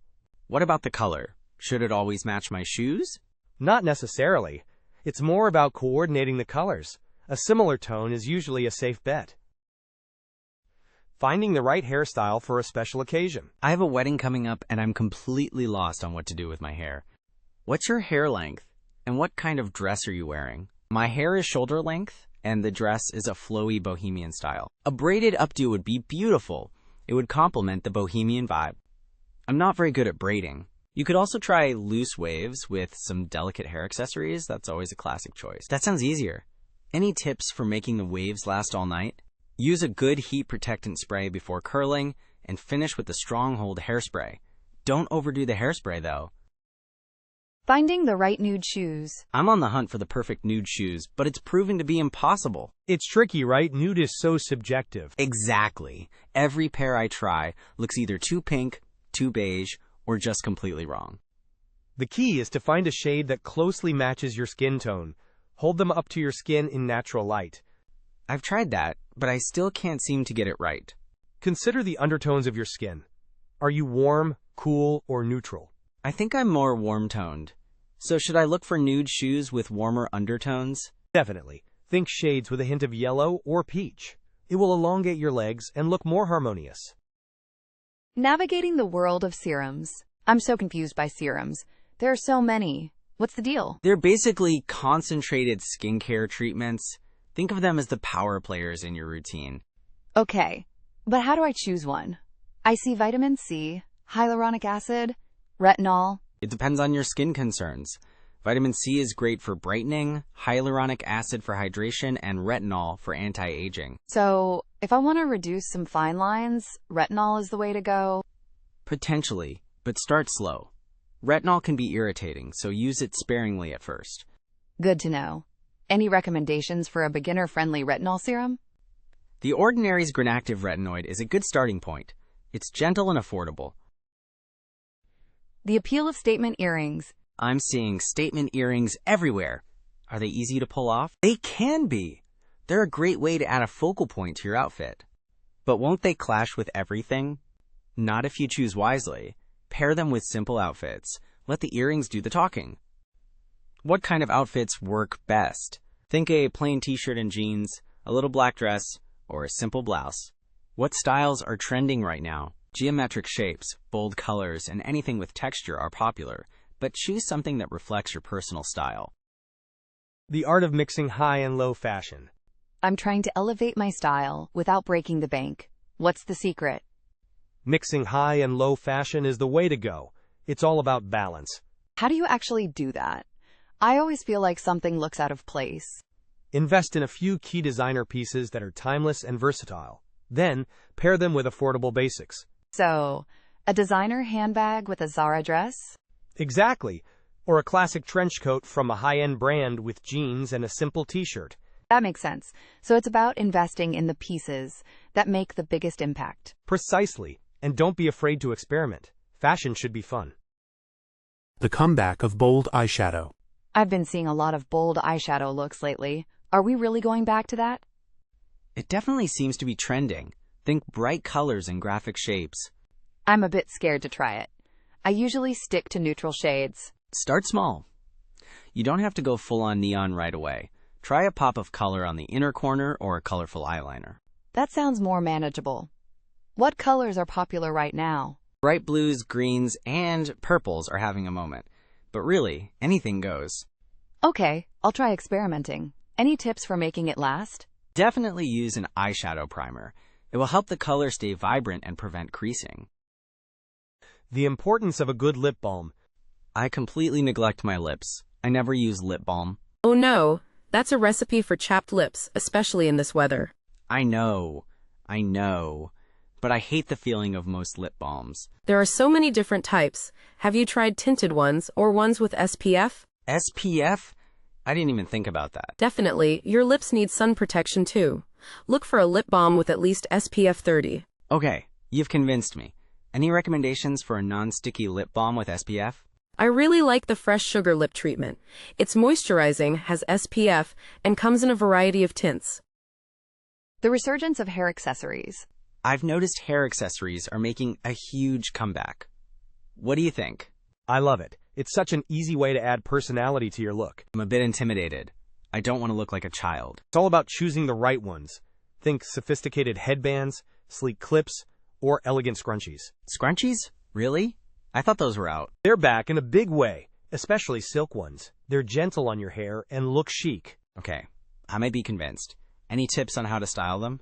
Keep it simple. A low ponytail with a silk scrunchie or a half-up hairstyle with a jeweled clip is always a good choice. Caring for delicate clothing. I have some silk blouses that I love, but I'm always afraid to wash them. Delicate fabrics like silk and lace definitely require special care. Hand washing is usually the safest option. Hand washing? I know, but it's worth it. Use a gentle detergent specifically designed for delicates. Don't wring the fabric, gently squeeze out the excess water. Roll it in a towel to absorb more moisture. And how do I dry them? Never put them in the dryer, hang them to dry away from direct sunlight, and iron on a low setting while they're still slightly damp. Okay, that sounds manageable. Thanks for the tips. Choosing glasses frames. I need new glasses, but I'm overwhelmed by all the choices. How do I pick frames that suit my face? It depends on your face shape. Generally, you want frames that contrast with your face shape to create balance. I think I have a round face. Then rectangular or square frames would work well, as they add angles and definition. Avoid round frames, which can make your face look even rounder. What about the color? Consider your skin tone and hair color. Dark frames can make a statement, while lighter frames are more subtle. You could also choose a color that complements your eye color. That's really helpful. I'll keep that in mind when I'm trying them on. Choosing the right hairstyle for texture. I'm thinking of getting a new haircut, but I'm not sure what would work best with my hair's texture. What kind of texture do you have? Is it straight, wavy, curly, or coily? It's naturally wavy, but it can get frizzy easily. Layers are often great for wavy hair because they can add definition and movement. A long bob or layered cut could work well. I was thinking about a lob. Should I get it thinned out? Be careful with thinning. Too much can make wavy hair even frizzier. Ask your stylist for their opinion on that. Good point. I'll definitely ask them. Thanks for the advice. Decoding skincare jargon. I'm so confused by all the skincare terms. What's the difference between a serum and an essence? Good question. Serums are usually more concentrated and target specific concerns like wrinkles or dark spots. Essences are lighter and focus on hydration and prepping the skin for other products. Okay, that makes sense. What about retinoids? Are they all the same? Definitely not. Retinoids are a family of vitamin A derivatives. Retinol is a milder form, while prescription retinoids like tretinoin are much stronger and require a doctor's guidance. So retinol is a good starting point then? Yes, start slow and low. Use it a couple of times a week and gradually increase frequency as your skin tolerates it. Don't forget sunscreen. Sunscreen, always. Thanks for clarifying all that. Finding the right colors for your complexion. I always end up buying clothes in the same colors, but I'm not sure if they actually suit me. Have you ever considered your skin's undertones? Are you warm, cool, or neutral? I have no idea. How can I tell? Look at the veins on your wrist. If they're mostly blue or purple, you likely have cool undertones. If they're green, you're probably warm. If you can't tell, you might be neutral. Okay, mine look mostly blue. .so, cool. Cool tones usually look great in blues, purples, silvers, and cool-toned reds. Warm tones shine in golds, oranges, yellows, and earthy colors. That's really helpful. I'll pay more attention to that next time I'm shopping. Finding the right perfume. I'm looking for a new perfume, but I don't even know where to start. Think about what kind of scents you usually like. Do you prefer floral, fruity, woody, or spicy fragrances? I like floral scents, but not too sweet. Then look for perfumes with notes of jasmine, rose, or lily of the valley, but avoid anything too sugary or gourmand. Also, consider the occasion. Do you want something for everyday wear or a special occasion? Something for every day, I think. Then go for something lighter and more subtle. And always test the perfume on your skin before buying it, as it can smell different on different people. Good point. I always just smell it from the bottle. Yeah. It interacts with your body chemistry, so you need to see how it develops on your skin throughout the day. The art of mixing high and low brands. I admire people who can make expensive and inexpensive pieces look amazing together. How do they do it? It's all about balance. Invest in classic, high-quality basics like a good coat or a well-fitting pair of jeans. Okay, so focus on the staples. Exactly. Then you can mix in trendier, less expensive pieces from fast fashion brands. It's also about the fit. Even cheap clothes look great when they fit well. That makes sense. Tailoring is key then. Absolutely. Even a small alteration can make a huge difference. And pay attention to fabrics. Try to avoid anything that looks obviously cheap. Great tips. I'll try to keep that in mind next time I'm shopping. The perfect everyday makeup. I want to simplify my daily makeup routine. What are your must-have products for an everyday look? Definitely a tinted moisturizer or BB cream for light coverage. It evens out your skin tone without feeling heavy. Makes sense. I hate feeling like I'm wearing a mask. Then a touch of concealer for any blemishes or under-eye circles. A cream blush adds a natural flush of color. Cream blush? I've been meaning to try that. It's so easy to blend. Finish with a coat of mascara and a tinted lip balm. That's it. Wow, that sounds so manageable. I might actually start wearing makeup more often. Transitioning makeup from day to night. How can I quickly transition my daytime makeup for a night out without starting from scratch? The easiest way is to amp up your eyes. Add a darker eyeshadow to the outer corners and blend it out. Okay, so more drama on the eyes. Definitely. You can also add a winged eyeliner for extra definition. And don't forget a second coat of mascara. What about my lips? If you wore a nude lipstick during the day, switch to a bolder color, like red or berry. Or, just add a gloss over your existing lipstick for a more glamorous look. Sounds easy enough, thanks. Upgrading basic outfits. I feel like my outfits are always so basic. Jeans and a t-shirt every day. I get that. Try adding some statement jewelry. A chunky necklace or bold earrings can instantly elevate a simple look. Good idea. I tend to forget about jewelry. Or experiment with different shoes. Instead of sneakers, try ankle boots or loafers. A cool belt can also cinch your waist and add interest. Belts, right? I have a few, but rarely wear them. And don't underestimate the power of a well-chosen scarf. It can add color and texture, plus keep you warm. Okay, I'm feeling inspired. Time to raid my closet and experiment. Exactly. It's all about finding those little details that make a big difference. Choosing glasses frames. I need new glasses, and I'm completely overwhelmed by all the choices. It can be tough. The key is to find frames that complement your face shape. What shape is your face? I think it's roundish. If it's round, you want frames that add angles and definition.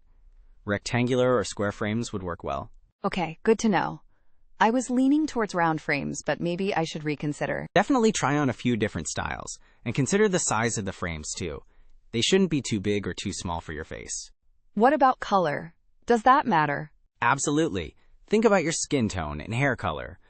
Warmer tones look good with gold or brown frames, while cooler tones look great with silver or black. Decoding dress codes. I'm so confused about this business casual dress code for the conference. What does that even mean? It's a tricky one. Think smart trousers or a skirt, a blouse or a nice top, and maybe a blazer. Avoid jeans and anything too revealing. Okay, no jeans. Got it. What about shoes? Are sneakers a definite no-go? Definitely avoid sneakers. Loafers, dress shoes, or even smart flats would be much better.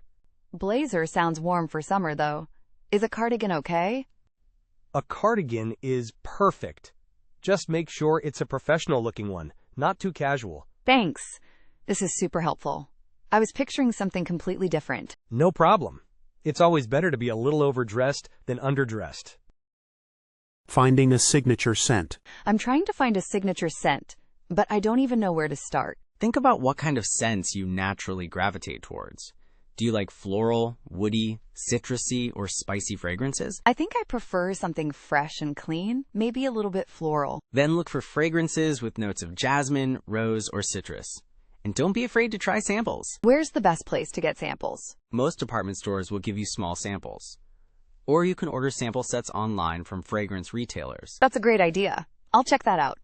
Any tips on how to test a fragrance? Spray it on your pulse points, like your wrists and neck, and let it develop for a few hours. See how it smells on your skin before you commit. Finding flattering swimwear. Swimsuit shopping is my least favorite thing. It's so hard to find something flattering. I completely understand. It's all about finding styles that work for your body type. What are you looking for? Something that's supportive and maybe a little slimming. Look for swimsuits with built-in underwire and tummy control panels. And darker colors are generally more slimming.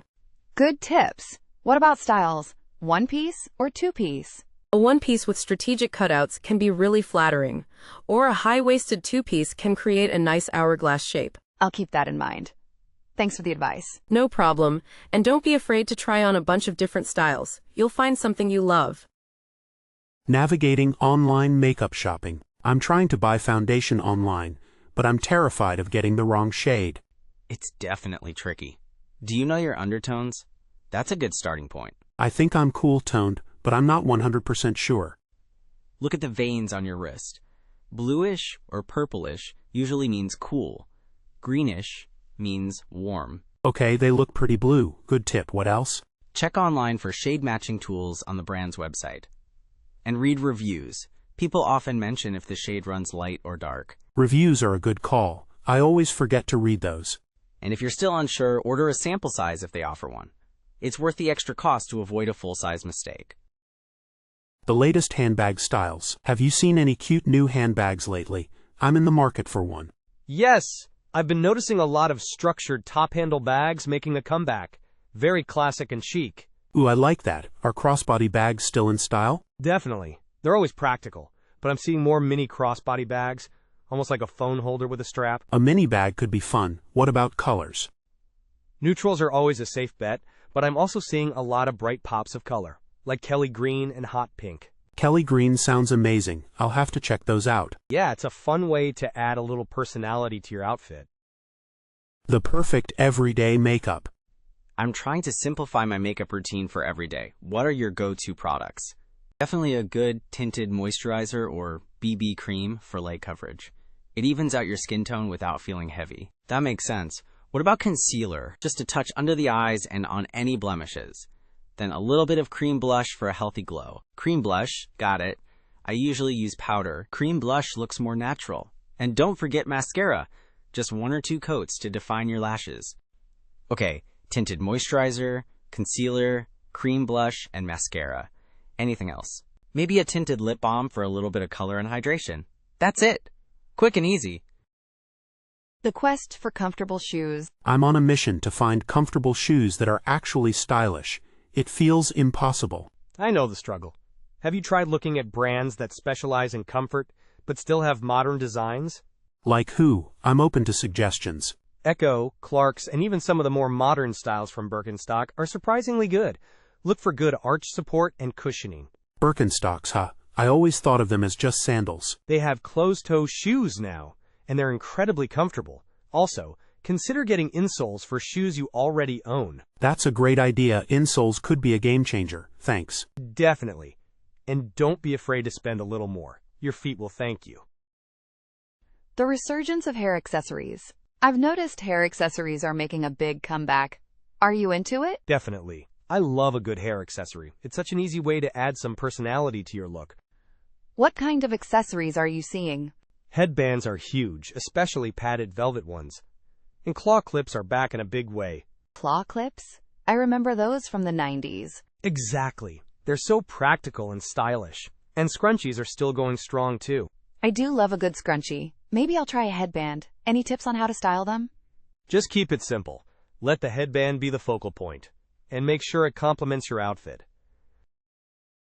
Transitioning makeup from day to night. How do you transition your makeup from a daytime look to something more suitable for evening? The key is to build upon what you already have. Start by adding a bit more coverage with concealer or foundation if needed. Okay, more coverage. What about eyeshadow? Intensify your eyeshadow by adding a darker shade to the crease and outer corner of your eyes. And don't be afraid to add some shimmer. Shimmer sounds fun. Anything else for the eyes? Line your upper lash line with a darker eyeliner and add a coat or 2 of mascara. A bold lip can also make a big difference. So darker eyes or a bold lip, but not both? Exactly. Choose one to be the focal point. And don't forget to set your makeup with a setting spray to keep it in place all night. Caring for delicate fabrics like silk. I have a beautiful silk scarf, but I'm afraid to ruin it. How do you care for silk? Silk can be tricky. Hand washing is usually best. Use a gentle detergent specifically designed for delicates. Okay, no regular laundry detergent then. Definitely not. And don't wring it out. Gently squeeze out the excess water. How should I dry it? Lay it flat on a clean towel, away from direct sunlight. Never put it in the dryer. Got it. What about ironing? Iron on a low setting while the silk is still slightly damp. Use a pressing cloth to protect it. Choosing the right jewelry for an outfit. I always struggle with jewelry. How do you know what to wear? Think about your neckline. A V-neck looks great with a pendant necklace, while a crew neck can handle a statement piece. That's helpful. What about earrings? If your outfit is busy, go for simple studs or hoops. If it's plain, you can wear something bolder. And rings? I have so many. Don't overdo it. A few well-chosen rings are better than a ring on every finger. Good advice. I tend to pile everything on. Less is often more. Consider the occasion too. Dealing with makeup meltdowns in summer. My makeup always melts off in the summer heat. It's so frustrating. I know the feeling. Have you tried using a primer? Yeah, but it doesn't seem to help much. Try a mattifying primer specifically designed for oily skin. Also use lightweight, oil-free foundation. Okay, I'll look for that. What about setting spray? Essential. A setting spray will help keep everything in place and prevent it from sliding off. Any brands you recommend? Urban Decay All-Nighter is a classic, but there are lots of good ones out there. Experiment to find what works for you. Decoding the term clean beauty. I keep seeing the term clean beauty everywhere. What does it actually mean? It's a bit vague, honestly. Generally, it refers to products formulated without ingredients considered harmful or toxic. So like parabens and sulfates? Exactly, but there's no single, universally accepted definition, which can be confusing. That's frustrating. How do you know what to trust? Researching brands and looking for certifications like EWG Verified can help. Also, reading ingredient lists is key. Good point. It sounds like a lot of work, but probably worth it. Definitely. It's about making informed choices for yourself. Embracing body positivity in fashion. I'm trying to be more body positive, but it's hard when shopping for clothes. I totally get it. It's a journey. Start by focusing on what you do love about your body. Okay, maybe my shoulders? Perfect. Find clothes that accentuate them. Off-the-shoulder tops, for example. That's a good idea. I usually just try to hide everything. Stop that. Also, pay attention to how clothes feel. Comfort is key to confidence. So, ditch the super tight jeans? If they make you miserable, absolutely. Find jeans that fit well and make you feel good. Finding the perfect pair of jeans. I'm on a quest to find the perfect pair of jeans. It feels impossible. It can be. First, consider your body shape. High-waisted jeans are great for accentuating the waist. I've tried those, but they sometimes feel too tight. Then try a relaxed fit or a bootcut style. Comfort is key.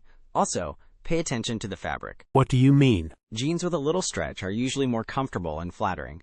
And consider the wash. Dark washes are generally more versatile. So many things to think about. I know, but it's worth it when you find that perfect pair. Don't be afraid to try on lots of different styles. Making the most of a small closet. I have such a small closet. I feel like I have nothing to wear. It's all about maximizing space and being strategic. Start by decluttering. Get rid of anything you haven't worn in a year. That's going to be hard. I know, but be honest with yourself. Then, invest in space-saving hangers and organizers. Like what kind of organizers? Hanging shelves for sweaters, shoe organizers, and drawer dividers can make a huge difference. Also, store out-of-season clothes elsewhere. Good idea. I'm going to try that this weekend. You'll be surprised how much space you can create. Reviving a tired hairstyle. I'm so bored with my hair. It's the same old thing every day. Have you considered a subtle change? Like adding layers. I'm afraid of anything drastic. Layers can add movement and volume without a huge commitment. Or try a new styling product. Like what? A texturizing spray for beachy waves, or a shine serum for a sleek look. I might try that. Thanks. No problem. Even changing your part can make a difference. The art of minimalist skincare. My skincare routine is so complicated. I'm thinking of simplifying. Minimalist skincare is great. Focus on the essentials: cleanser, moisturizer, and sunscreen. That's it. For a basic routine, yes. You can add in targeted treatments like serums if needed, but start simple. What about exfoliation? Once or twice a week is usually sufficient. Over-exfoliating can damage your skin. Okay, that makes sense. Less is more, huh? Exactly. Your skin will thank you. The comeback of hair accessories. I've noticed hair accessories are back in style. Are they easy to pull off? Absolutely. It's all about finding the right ones for your style. Headbands are a classic choice. I feel like headbands can look a bit childish. Try a sleek, minimalist headband in a neutral color. Or, hair clips are a great way to add a touch of sparkle. Like those barrette clips. Yes! Or even a simple bobby pin arrangement can look chic. Scrunchies are also back, but maybe for casual looks. I might try a few clips, thanks. Have fun with it. It's a simple way to elevate any hairstyle. Building a stylish work wardrobe. I need to revamp my work wardrobe, but I don't know where to start. What's the dress code like at your office? Business casual, but I want to look stylish and put together. Okay, start with some good quality basics. A well-fitting blazer, a few pairs of tailored trousers, and some classic blouses. That sounds good. What about shoes? Loafers, ankle boots, or classic pumps are all great options. Choose something comfortable that you can wear all day. Okay, I'll keep that in mind, thanks. And don't forget accessories. A statement necklace or a nice scarf can elevate any outfit. Choosing the right hairstyle for an event. I have a wedding to go to next month, and I'm completely lost on what to do with my hair. Ooh, weddings are fun. What's the dress code like? Is it formal or more casual? It's semi-formal, I think. I'm wearing a midi dress. Okay, so something elegant but not overly fussy. Maybe a low bun with some loose curls framing your face. That sounds pretty. I'm not very good at doing updos, though. You could also try a half up, half down style. With some braids or twists, that's easier to manage. I like that idea. Thanks for the suggestions. Of course. And don't forget some sparkly hair accessories to elevate the look. Choosing the right perfume for the season. I'm thinking about getting a new perfume, but I'm not sure what to look for. What season are you buying it for? Scents can really change with the weather. It's for summer, so something light and fresh. Okay, then look for perfumes with citrus, floral, or aquatic notes. They're perfect for warm weather. Citrus sounds nice. Any specific scents you recommend? Grapefruit, lemon, or bergamot are all great options. Or try something with a hint of jasmine or sea salt. Those sound lovely. Thanks for the suggestions. And remember to test the perfume on your skin before buying it, as it can smell different on everyone. Dealing with frizzy hair in humidity. My hair gets so frizzy in the summer humidity. It's driving me crazy. Ah, I feel your pain. Humidity is the enemy. Have you tried using anti-frizz serum? Yes, but it only helps a little bit. It still gets puffy. Okay, try using a deep conditioning mask once a week to hydrate your hair. That can help prevent frizz. I'll try that. Any specific ingredients I should look for? Look for products with shea butter, argan oil, or coconut oil. They're all great for moisturizing. Perfect. Thanks. I'll check those out. Also, avoid washing your hair too often, as that can strip it of its natural oils and make it more prone to frizz. Finding the right foundation shade online. I want to buy a new foundation online, but I'm always worried about getting the wrong shade. That's a valid concern. Have you ever used a foundation shade matching tool? No, what's that? Many beauty websites have them. You enter the foundation and shade you currently use, and it suggests matches and other brands. Oh, that's helpful. I'll look for that. Also, check out reviews and swatches online. Seeing the foundation on different skin tones can help. Good idea. Thanks for the tips. And if you're still unsure, order a sample first if possible. It's better to be safe than sorry. Finding the right jeans fit. I'm on a quest to find the perfect pair of jeans, but it's so difficult. I know, right? It's like a never-ending search. What kind of fit are you looking for? I'm not sure. I want something comfortable but also flattering. Have you tried high-waisted straight-leg jeans? They're pretty universally flattering and comfortable. I have, but they sometimes look too baggy on me. Then maybe try a slim straight leg or a relaxed skinny jean. It's all about finding the right balance. Good point. I'll keep experimenting. Thanks. And don't be afraid to try different brands. They all fit a little differently. Mastering the winged eyeliner. I'm trying to master winged eyeliner, but I always mess it up. Any tips? Oh, I struggled with that for ages. Try using a felt tip liner. It's much easier to control. I've tried those, but the wing always looks uneven. Okay, here's a trick. Start by drawing a thin line extending from your lower lash line towards the end of your eyebrow. That's your guide. Oh, that's smart. I usually just try to wing it from the corner of my eye. Yeah, that rarely works. Then, connect that line to your upper lash line, filling in the triangle. I'll definitely try that next time. Thanks. Practice makes perfect, and Q-tips dipped in makeup remover are your best friend. The best concealer application. I'm having trouble with my concealer creasing under my eyes. What am I doing wrong? Creasing can be annoying. Are you setting it with powder? Yes, I use a loose setting powder, but it still creases. Try using a hydrating eye cream before applying concealer. It helps smooth out the area. I don't usually use eye cream. Maybe that's the problem. It could be. Also, make sure you're not using too much concealer. Less is more. Okay, I'll try a lighter layer. Thanks for the advice. No problem. And try pressing the powder in with a damp beauty sponge instead of brushing it on. It helps it melt into the skin. The comeback of hair clips and barrettes. I've noticed hair clips and barrettes are back in style. Are you into that trend? Totally. I think they're a fun and easy way to add some personality to your hair. I'm not sure I can pull them off. I feel like they're too childish. Not at all. There are so many different styles now. You can find sophisticated pearl barrettes or sleek metal clips. Oh, I haven't seen those. I've only seen the colorful plastic ones. Yeah, avoid those unless you're going for a retro look. Try a minimalist gold clip to hold back a few strands of hair. That sounds more my style. Maybe I'll give it a try. Definitely. They're also great for hiding bad hair days. The importance of SPF in makeup. I know I should wear sunscreen, but I hate how it feels under makeup. I used to feel the same way, but there are so many great sunscreens now that work well under makeup. Really? Like what? Look for lightweight, gel-based sunscreens that absorb quickly, or try a tinted moisturizer with SPF. A tinted moisturizer with SPF sounds convenient. It is. Just make sure it has a broad spectrum SPF of at least 30. Okay, good to know. Thanks. No problem. Protecting your skin is so important, especially with all the makeup we wear, adapting your style for a new environment. I'm moving to a new city soon, and I'm worried about my style fitting in. That's understandable. Research the fashion scene in your new city. What's the general vibe? I think it's more casual than where I am now. Less formal, more relaxed. Okay, so maybe focus on building a wardrobe with comfortable, versatile pieces. Like jeans, t-shirts, and sneakers? Exactly. And don't be afraid to observe what other people are wearing and adapt your style accordingly. Good idea. I don't want to stick out like a sore thumb. Just be yourself, but be mindful of the local culture. And most importantly, be comfortable. Body positivity and fashion choices. I'm trying to embrace body positivity, but find it hard to find clothes I actually like and tails on my body. I get that. It's about finding styles that celebrate your shape, not hide it. Have you tried wrap dresses? I've seen them, but I'm worried about them clinging in the wrong places. Look for ones with good draping, and don't be afraid to try different sizes. Fit is key. That's a good point. I always stick to my usual size. Sizes are just numbers. Focus on how the garment makes you feel.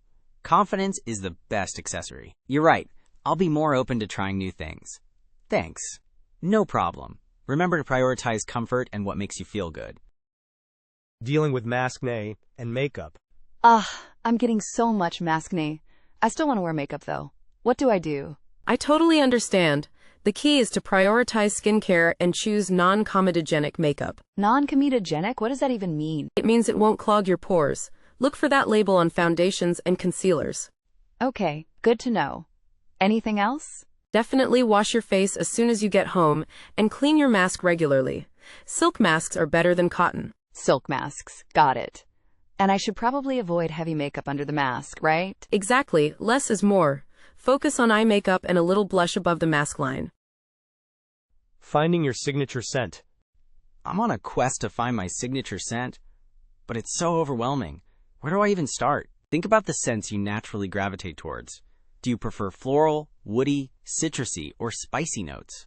I think I lean towards floral and fruity scents. Great.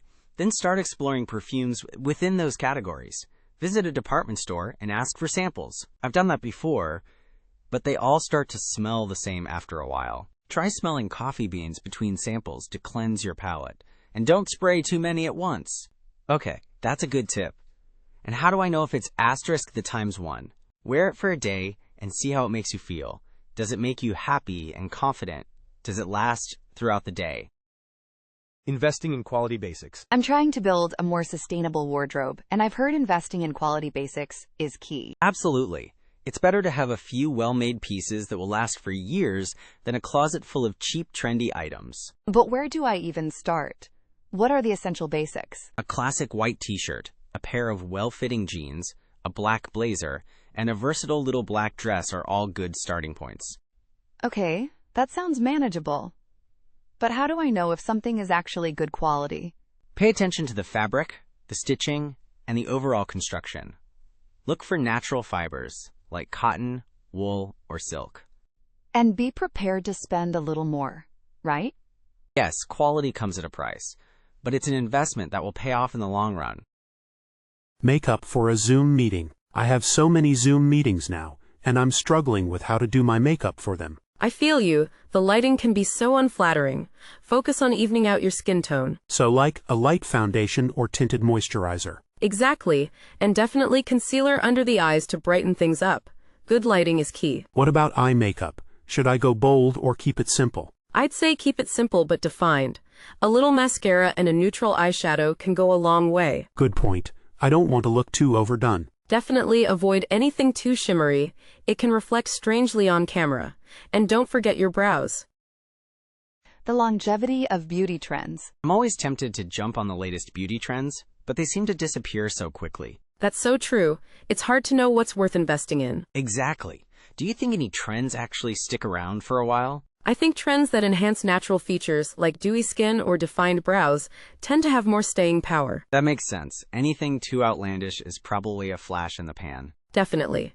And classic styles like a cat eye or red lipstick are always in fashion. So focus on timeless techniques rather than fleeting fads? Exactly. It's better to master the basics than chase every new trend. The perfect nude nail polish. I'm searching for the perfect nude nail polish, but every shade looks terrible on me. Finding the right nude is tricky. It's all about matching your skin tone. So what should I look for? If you have cool undertones, look for nudes with pink or mauve hues.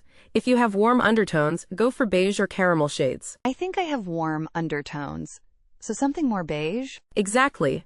And don't be afraid to experiment with different finishes like cream or sheer. I usually just grab whatever's on sale. I'll pay more attention to the color next time. Definitely. A good nude polish can make your hands look so elegant and polished. The power of a signature accessory.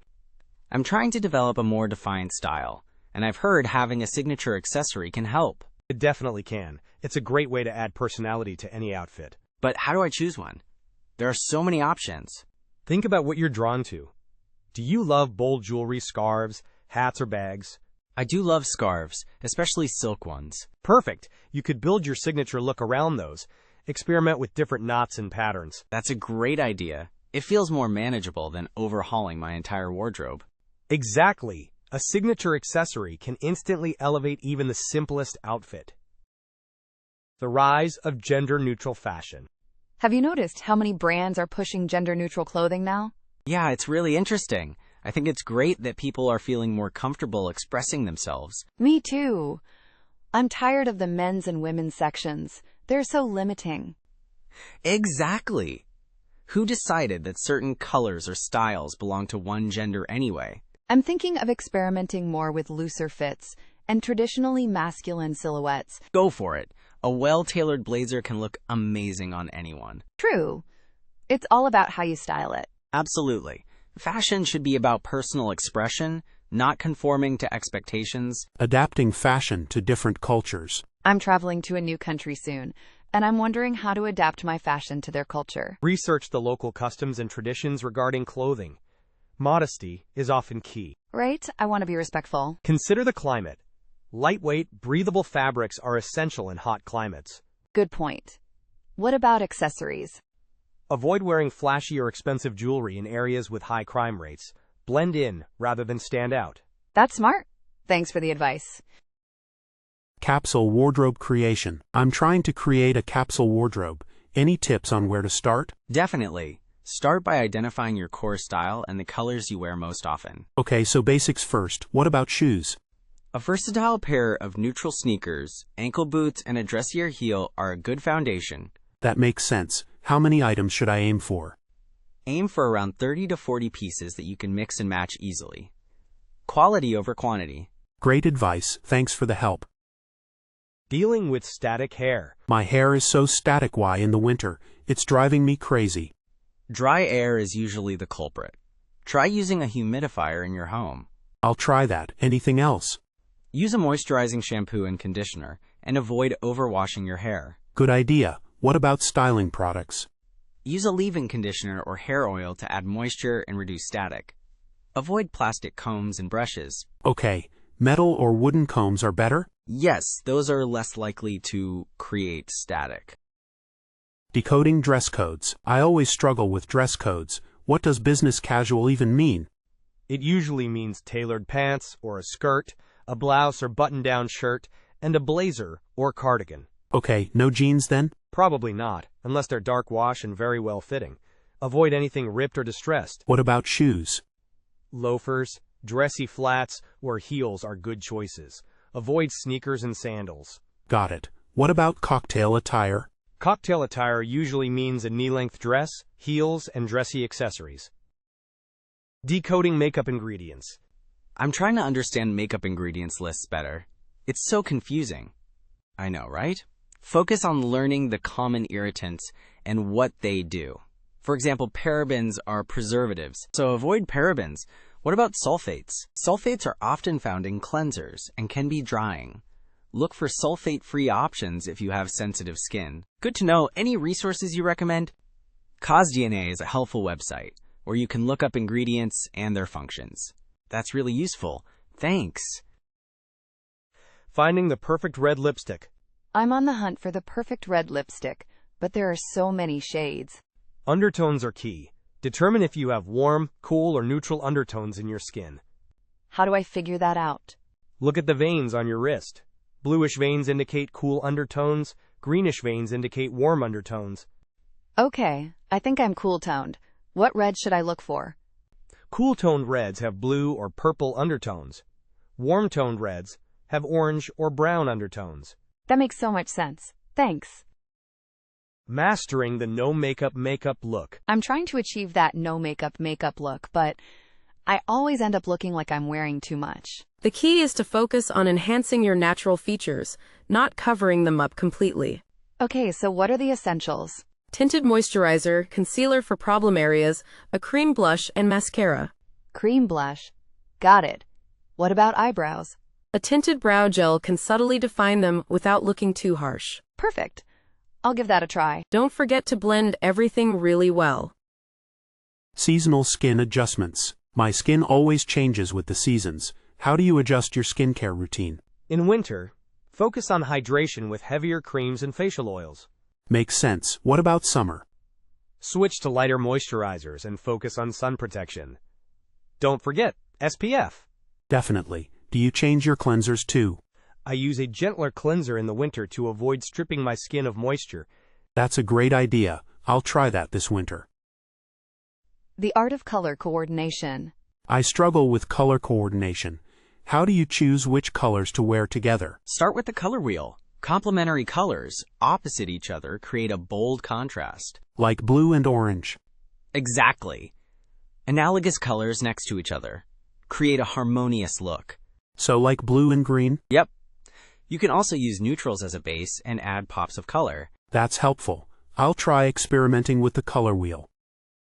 Understanding body shapes for clothing. I'm trying to dress for my body shape, but I don't even know what my body shape is.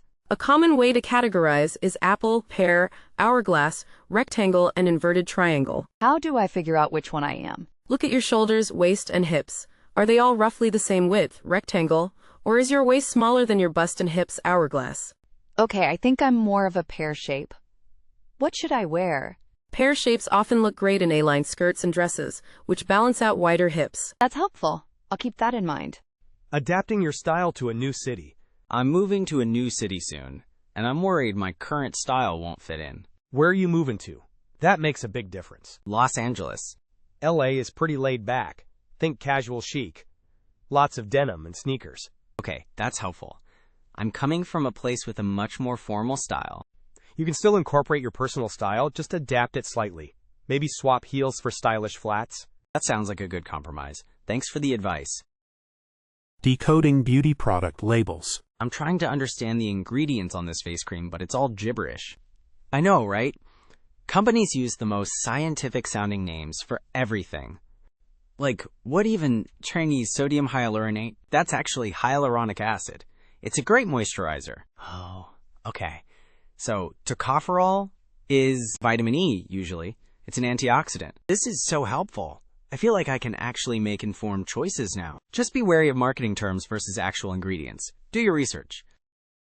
Finding the right glasses frames. I need new glasses, but I always have trouble picking out frames.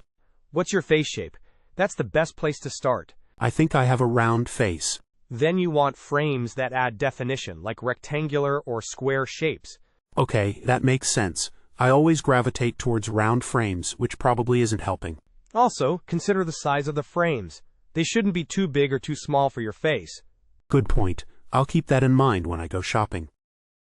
Finding the right makeup for sensitive skin. I have such sensitive skin, it's impossible to find makeup that doesn't irritate it.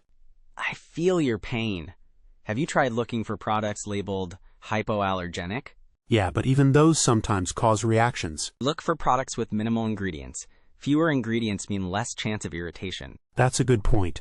Any specific brands you recommend? I've had good luck with mineral makeup. It's generally gentle. I'll definitely check that out, thanks. Mastering the art of the scarf. I always struggle with styling scarves. They either look bulky or just off. It's all about the knot. Try a simple drape for a casual look. Like just letting it hang. Exactly. Or a Parisian knot for something a bit more chic. Parisian knot? I'll have to look that up. And for bigger scarves, try a blanket scarf style. It's cozy and stylish. Okay, I'm feeling inspired. Time to experiment with my scarf collection. The allure of Korean skincare. I keep hearing about Korean skincare. Is it really worth the hype? It can be. The focus is on hydration and prevention, which is great for long-term skin health. But isn't it like a 10-step routine or something? It can be, but you don't have to do all 10 steps every day. Start with the basics: cleanser, toner, moisturizer, sunscreen. Okay, that sounds less intimidating. Any product recommendations? Look for a hydrating toner and a good sunscreen. Those are key. I'll definitely do some research. Thanks for the info.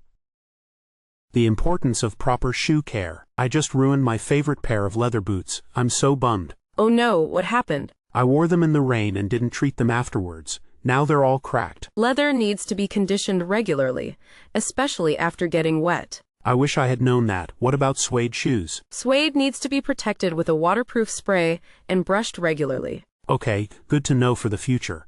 I'll start taking better care of my shoes. It makes a big difference in how long they last. The power of a good hair mask. My hair is so dry and damaged, I don't know what to do. Have you tried using a hair mask? I've tried a few, but they don't seem to make a huge difference. Are you leaving them on long enough? Some need to sit for 20 to 30 minutes to really penetrate. I usually only leave them on for like 5 minutes. Oops. That's probably why. Also, look for masks with ingredients like shea butter or argan oil. Okay, I'll definitely try leaving them on longer and look for those ingredients. Thanks. The resurgence of 90s fashion. Have you noticed how 90s fashion is totally back? Definitely. I'm seeing slip dresses and chunky sneakers everywhere. I even saw someone wearing a baby tee the other day. I'm kind of into it, but some trends should stay buried, like super thin eyebrows. Agreed. I'm happy to see the return of combat boots though. Me too, they're so practical and stylish. What 90s trend are you most excited to try? Probably the high-waisted jeans, they're so flattering. Transitioning from winter to spring colors. I'm so ready to ditch my winter wardrobe and embrace spring colors. Me too. What colors are you excited to wear? I'm thinking pastels, like lavender and mint green. Those are perfect for spring. You could also try incorporating some brighter pops of color, like coral or turquoise. Ooh, good idea.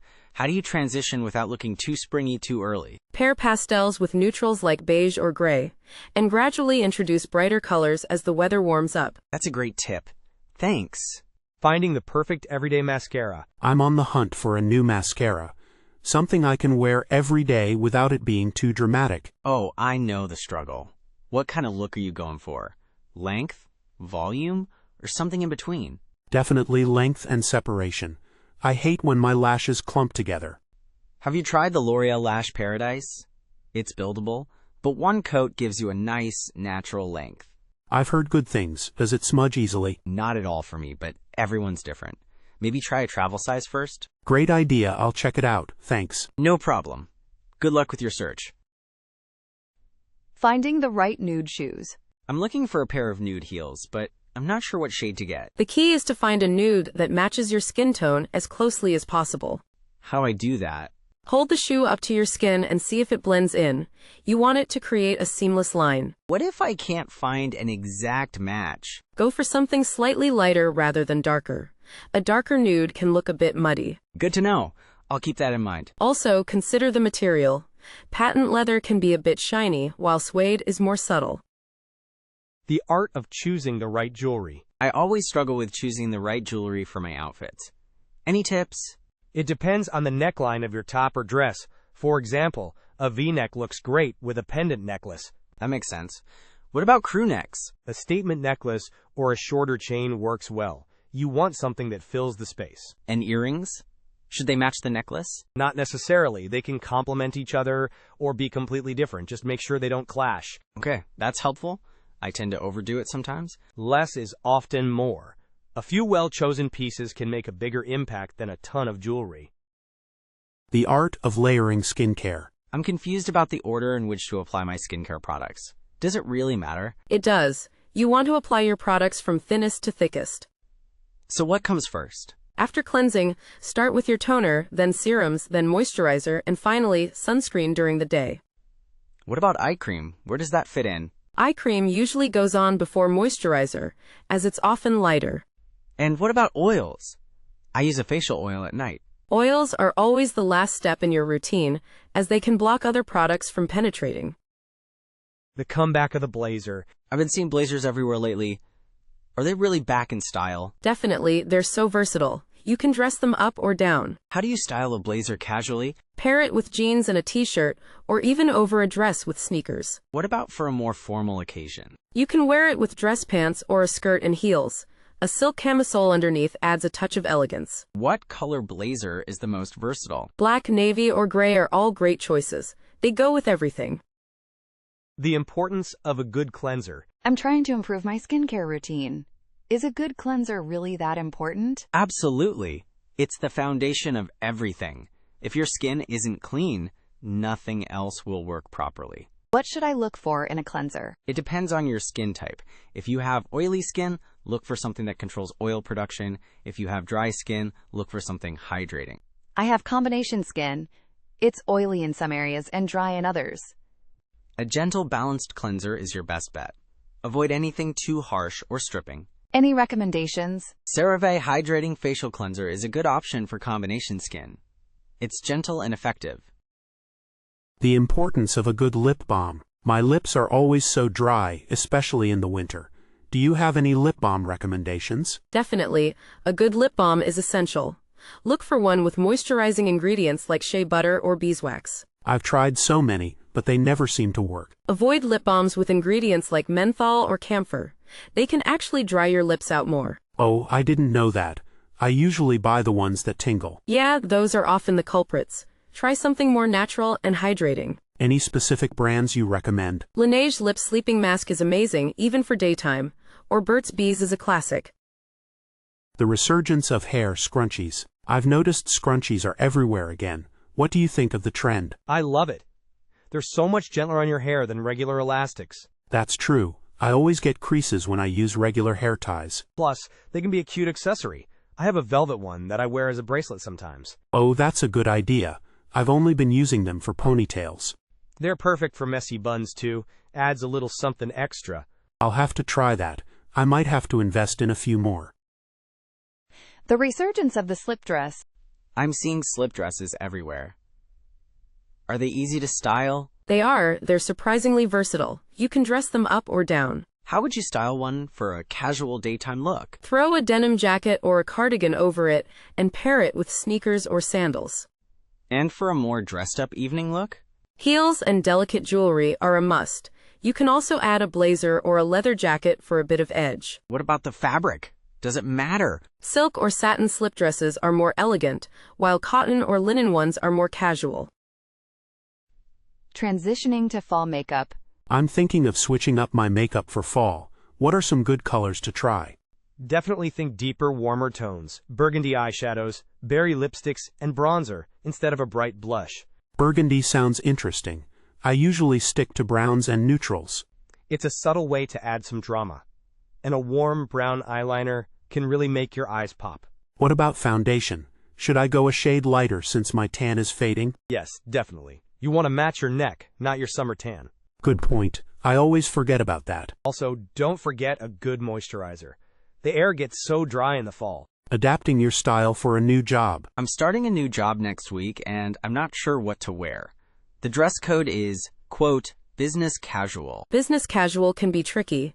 It usually means tailored pants or a skirt with a blouse or sweater. Are jeans acceptable? It depends on the company culture. Dark wash, well-fitting jeans might be okay, but avoid distressed styles. Okay, better to err on the side of caution. What about shoes? Closed-toe shoes are generally a safe bet. Loafers, flats, or low heels are good options. Thanks for the advice. I'll try to find some outfits that are professional, but still comfortable.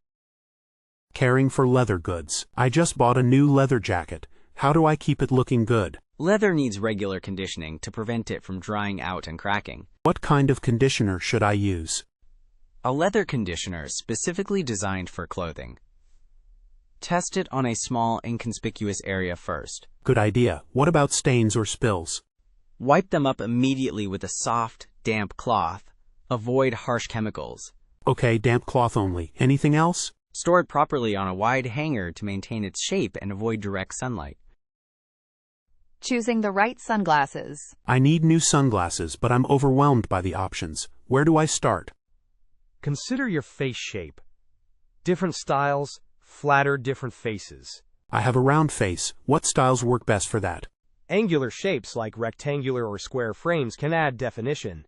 Okay, angular for round faces. Anything else to consider? UV protection is crucial. Make sure they block 100% of UVA and UVB rays. Definitely important for eye health. Thanks for the tips. Dealing with a bad haircut. I just got a terrible haircut. I'm so upset. Oh no, that's the worst. What exactly is wrong with it? It's way too short and uneven. I look like a mushroom. Okay, first, take a deep breath. Can you try styling it differently to minimize the unevenness? I've tried, but it's still noticeable. Should I go back to the salon? If you feel comfortable, yes. Explain what you're unhappy with and see if they can fix it. Otherwise, focus on hair growth and use accessories like headbands. Headbands are a good idea. Thanks. I feel a little better now. Decoding fashion terminology. I saw a dress described as fit and flare. What does that even mean? It means the dress is fitted at the waist and then flares out into a wider skirt. Oh, okay. So what's the difference between A-line and empire waist? A line is fitted at the shoulders and gradually widens down the body. Empire waist has a high waistline just below the bust. That makes sense. Fashion terms are so confusing. They can be. Another common one is peplum, which refers to a short flared strip of fabric attached at the waist. Thanks for explaining. I feel a little less lost now. The art of color analysis. I keep hearing about color analysis. What is it?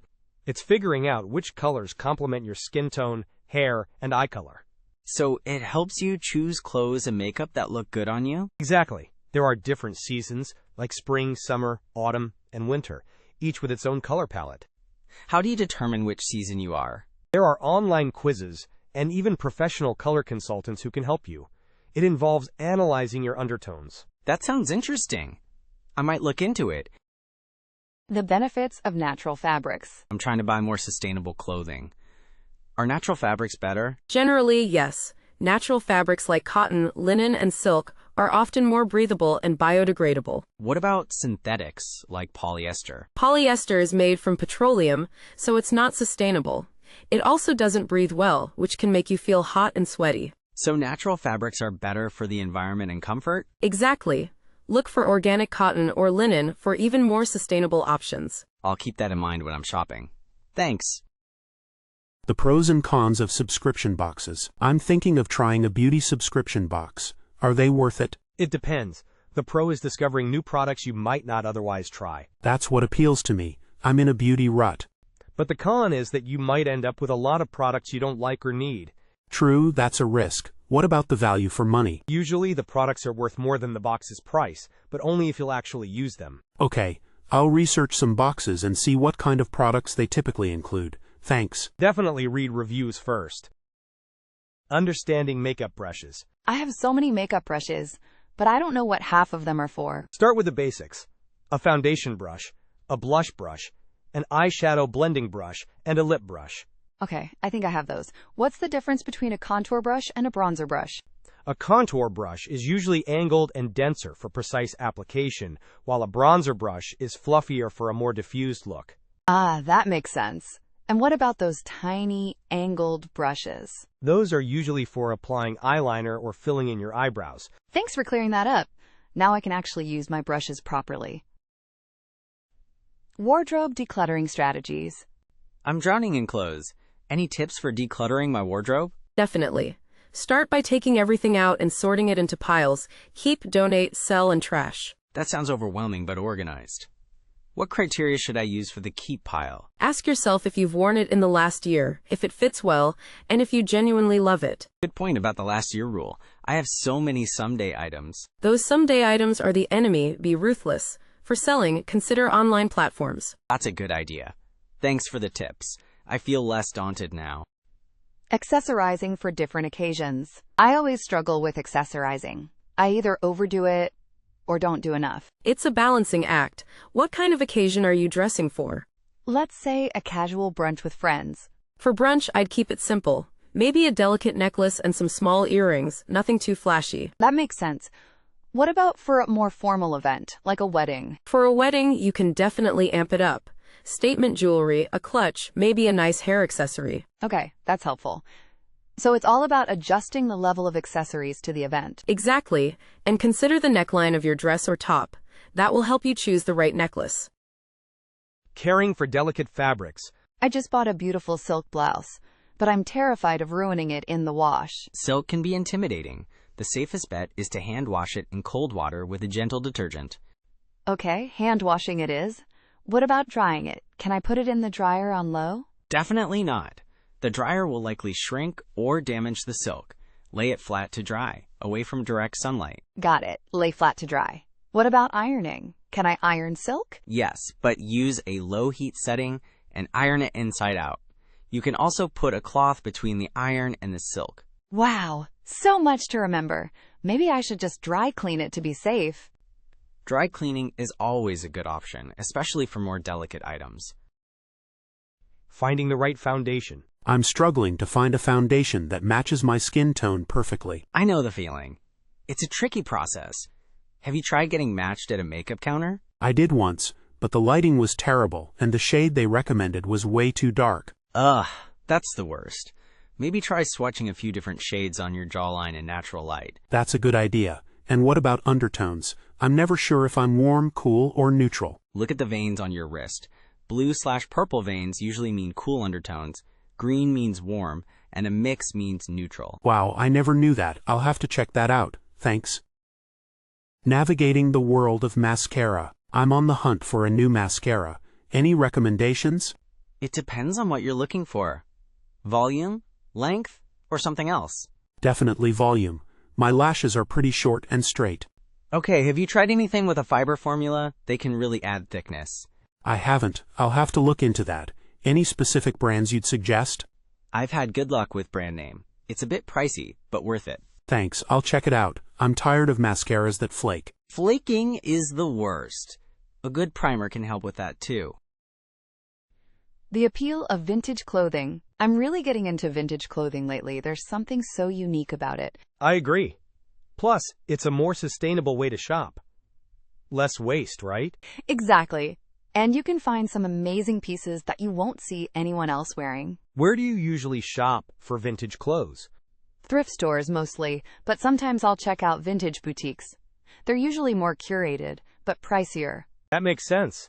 I'm always intimidated by thrift stores. It feels like searching through a mountain of clothes. It can be overwhelming, but it's worth it when you find a gem. Just be patient. The art of eyebrow shaping. I'm never happy with my eyebrows. I can't seem to get the shape right. Eyebrows can be tricky.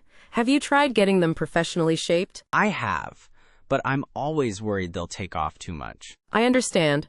Maybe try threading. It's more precise than waxing. I've heard that's less painful too.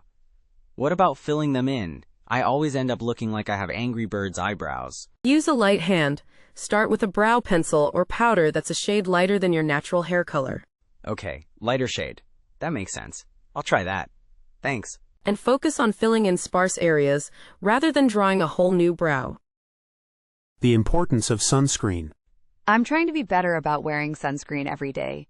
It's such a chore, though. I know, but it's so important for preventing aging and, of course, skin cancer. True, I just hate how greasy some sunscreens feel. Have you tried any of the newer formulas? Some are super lightweight and almost feel like a serum. No, I haven't. I'm still using the same old stuff from last summer. You should definitely upgrade. Look for something broad spectrum with at least SPF 30. Okay, will do. Thanks for the tip. The latest in hair color trends. I'm thinking of changing up my hair color. What are some of the popular trends right now? I've been seeing a lot of warm honey blonde tones, and copper is definitely having a moment. Ooh, copper sounds interesting. My hair is naturally dark brown. Do you think it would work?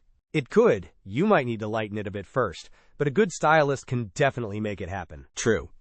I'm always nervous about damaging my hair with dye. Definitely go to a professional, and make sure they use good quality products. Olaplex is a lifesaver. Okay, good to know. I'll keep that in mind when I book my appointment. The power of a good manicure. I feel so much more put together after getting my nails done. Do you feel that way too? Absolutely. It's amazing how a simple manicure can boost your confidence. Right? I went with a classic nude this time. What's your go-to nail color? Usually a deep red, but I've been experimenting with some pastel shades lately. Ooh, pastels are fun for spring. I might have to try that next time. You should. Or maybe a fun design. I saw someone with little daisies the other day. That's so cute. I'm usually too scared to try anything too elaborate. The quest for comfortable shoes. I'm on a mission to find shoes that are both stylish and comfortable. It feels impossible. Tell me about it. I love the look of heels, but my feet can't handle them for more than an hour. Same. I'm thinking of investing in some really good quality flats. Any recommendations? I've heard good things about brand name. They're a bit of an investment, but supposedly worth it for comfort. I'll look them up. I'm also considering getting some custom orthotics. Have you ever tried those? I haven't, but I've heard they can make a huge difference, especially if you have foot problems. Yeah, I think it might be worth it. I'm tired of sacrificing comfort for fashion. Choosing the right jewelry for your skin tone. I love jewelry, but sometimes I feel like certain pieces just don't look right on me. Is that even a thing? Definitely. Your skin tone can influence how jewelry looks. Do you know if you have warm or cool undertones? I'm not sure. How do I tell? Look at the veins on your wrist. If they're mostly blue, you likely have cool undertones. If they're green, you probably have warm undertones. Okay, mine look more blue. Then silver, platinum, and white gold tend to look best on cool skin tones. They complement the coolness. What about gold? Gold can still work, but opt for lighter shades or rose gold. Yellow gold is often more flattering on warm skin tones. Decoding beauty product reviews. I'm trying to find a good new moisturizer, but all the reviews online are so contradictory. I know, it's a minefield. You have to learn to read between the lines. Look for patterns. Patterns? Like what? If everyone with oily skin says it's too heavy, that's probably true. Or if people with sensitive skin say it's irritating, believe them. That makes sense. So focus on reviews from people with similar skin types? Exactly, and be wary of overly enthusiastic generic reviews. Those are often fake. Good point. I'll try to be more discerning. Thanks. No problem. Also, check multiple sites for a more balanced view. Finding flattering clothing silhouettes. I'm struggling to find clothes that actually look good on me. Everything seems either too baggy or too tight. Have you considered experimenting with different silhouettes? Knowing your body shape can help. I've heard of that, but I'm not sure what my shape even is. There are online guides, but generally, think about your shoulders, waist, and hips. Are they balanced, or is one area wider? Okay, I think my hips are wider than my shoulders. Then, A-line skirts and dresses might be flattering. They balance your proportions. Interesting. I'll have to try that next time I'm shopping. Definitely. And don't be afraid to try things on, even if they don't look amazing on the hanger. Maintaining healthy hair during travel. I'm going on vacation soon, and I'm always worried about my hair getting damaged during travel. Any tips? Absolutely, travel can be tough on hair. First, consider the climate you're going to. It's going to be hot and humid. Humidity can cause frizz. Pack a good anti-frizz serum or oil, and use a wide tooth comb to detangle gently. Good idea. What about sun protection? Definitely. Look for hair products with UV protection, or wear a hat or scarf to shield your hair from the sun. Anything else I should consider? Travel-sized versions of your favorite shampoo and conditioner are a must, and try to avoid overwashing your hair as it can dry it out. Navigating the world of shoe styles. I need new shoes, but I'm overwhelmed by all the different styles. Where do I even begin? Think about what you need them for. Are you looking for everyday comfort, something for work, or special occasions? Mostly everyday comfort, but something a bit more stylish than sneakers. Then maybe loafers, ankle boots, or ballet flats would be good options. They're comfortable but still look put together. I like the idea of ankle boots. What kind should I look for? Chelsea boots are classic and versatile. Or you could try a heeled bootie for a bit more dressiness. Okay, I'll keep an eye out for those. Thanks for the suggestions. Revamping a tired wardrobe. I'm so bored with my clothes. I feel like I have nothing to wear, even though my closet is full. Maybe you need to revamp your wardrobe. Try mixing and matching pieces in new ways. I've tried, but I always end up wearing the same combinations. Try laying out all your clothes and creating different outfits. Take pictures of the combinations you like. That's a good idea. It would help me visualize things. Also, consider adding a few new, versatile pieces that can be mixed and matched with what you already have. Like what kind of pieces? A classic blazer, a neutral-colored sweater, or a versatile pair of pants can go a long way. The art of minimalist makeup. I want to wear makeup, but I don't want to look like I'm wearing too much. Any tips? Definitely. Minimalist makeup is all about enhancing your natural features. Think less is more. Okay, so what are the key products? A tinted moisturizer or light foundation, concealer for any blemishes, a bit of blush, mascara, and a lip balm or tinted lip stain. Sounds simple enough. How do I make it look natural? Blend, blend, blend, and use a light hand. You can always add more, but it's harder to take away. Good point.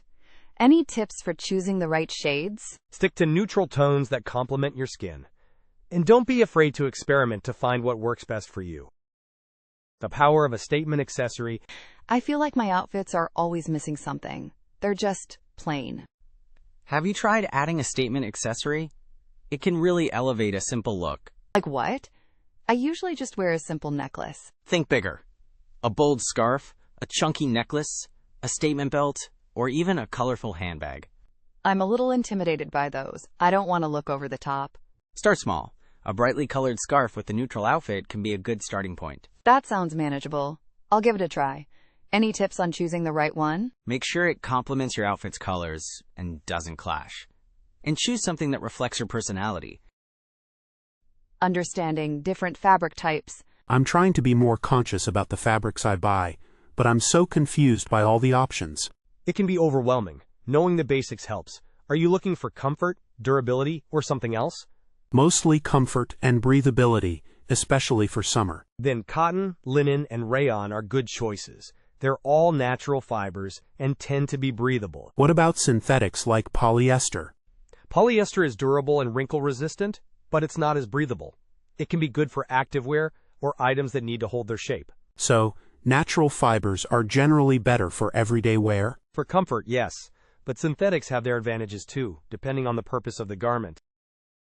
Understanding skincare product order. I'm never sure what order to apply my skincare products. Does it even matter? It definitely does. You want to apply them from thinnest to thickest consistency. So like, cleanser first? Yes, cleanser, then toner, then serums, then moisturizer, and finally sunscreen during the day. Serums before moisturizer? I thought it was the other way around. Serums are lighter and designed to penetrate the skin, so they go first. Moisturizer creates a barrier. That makes sense. What about eye cream? Eye cream usually goes before moisturizer, as it's often lighter than face creams.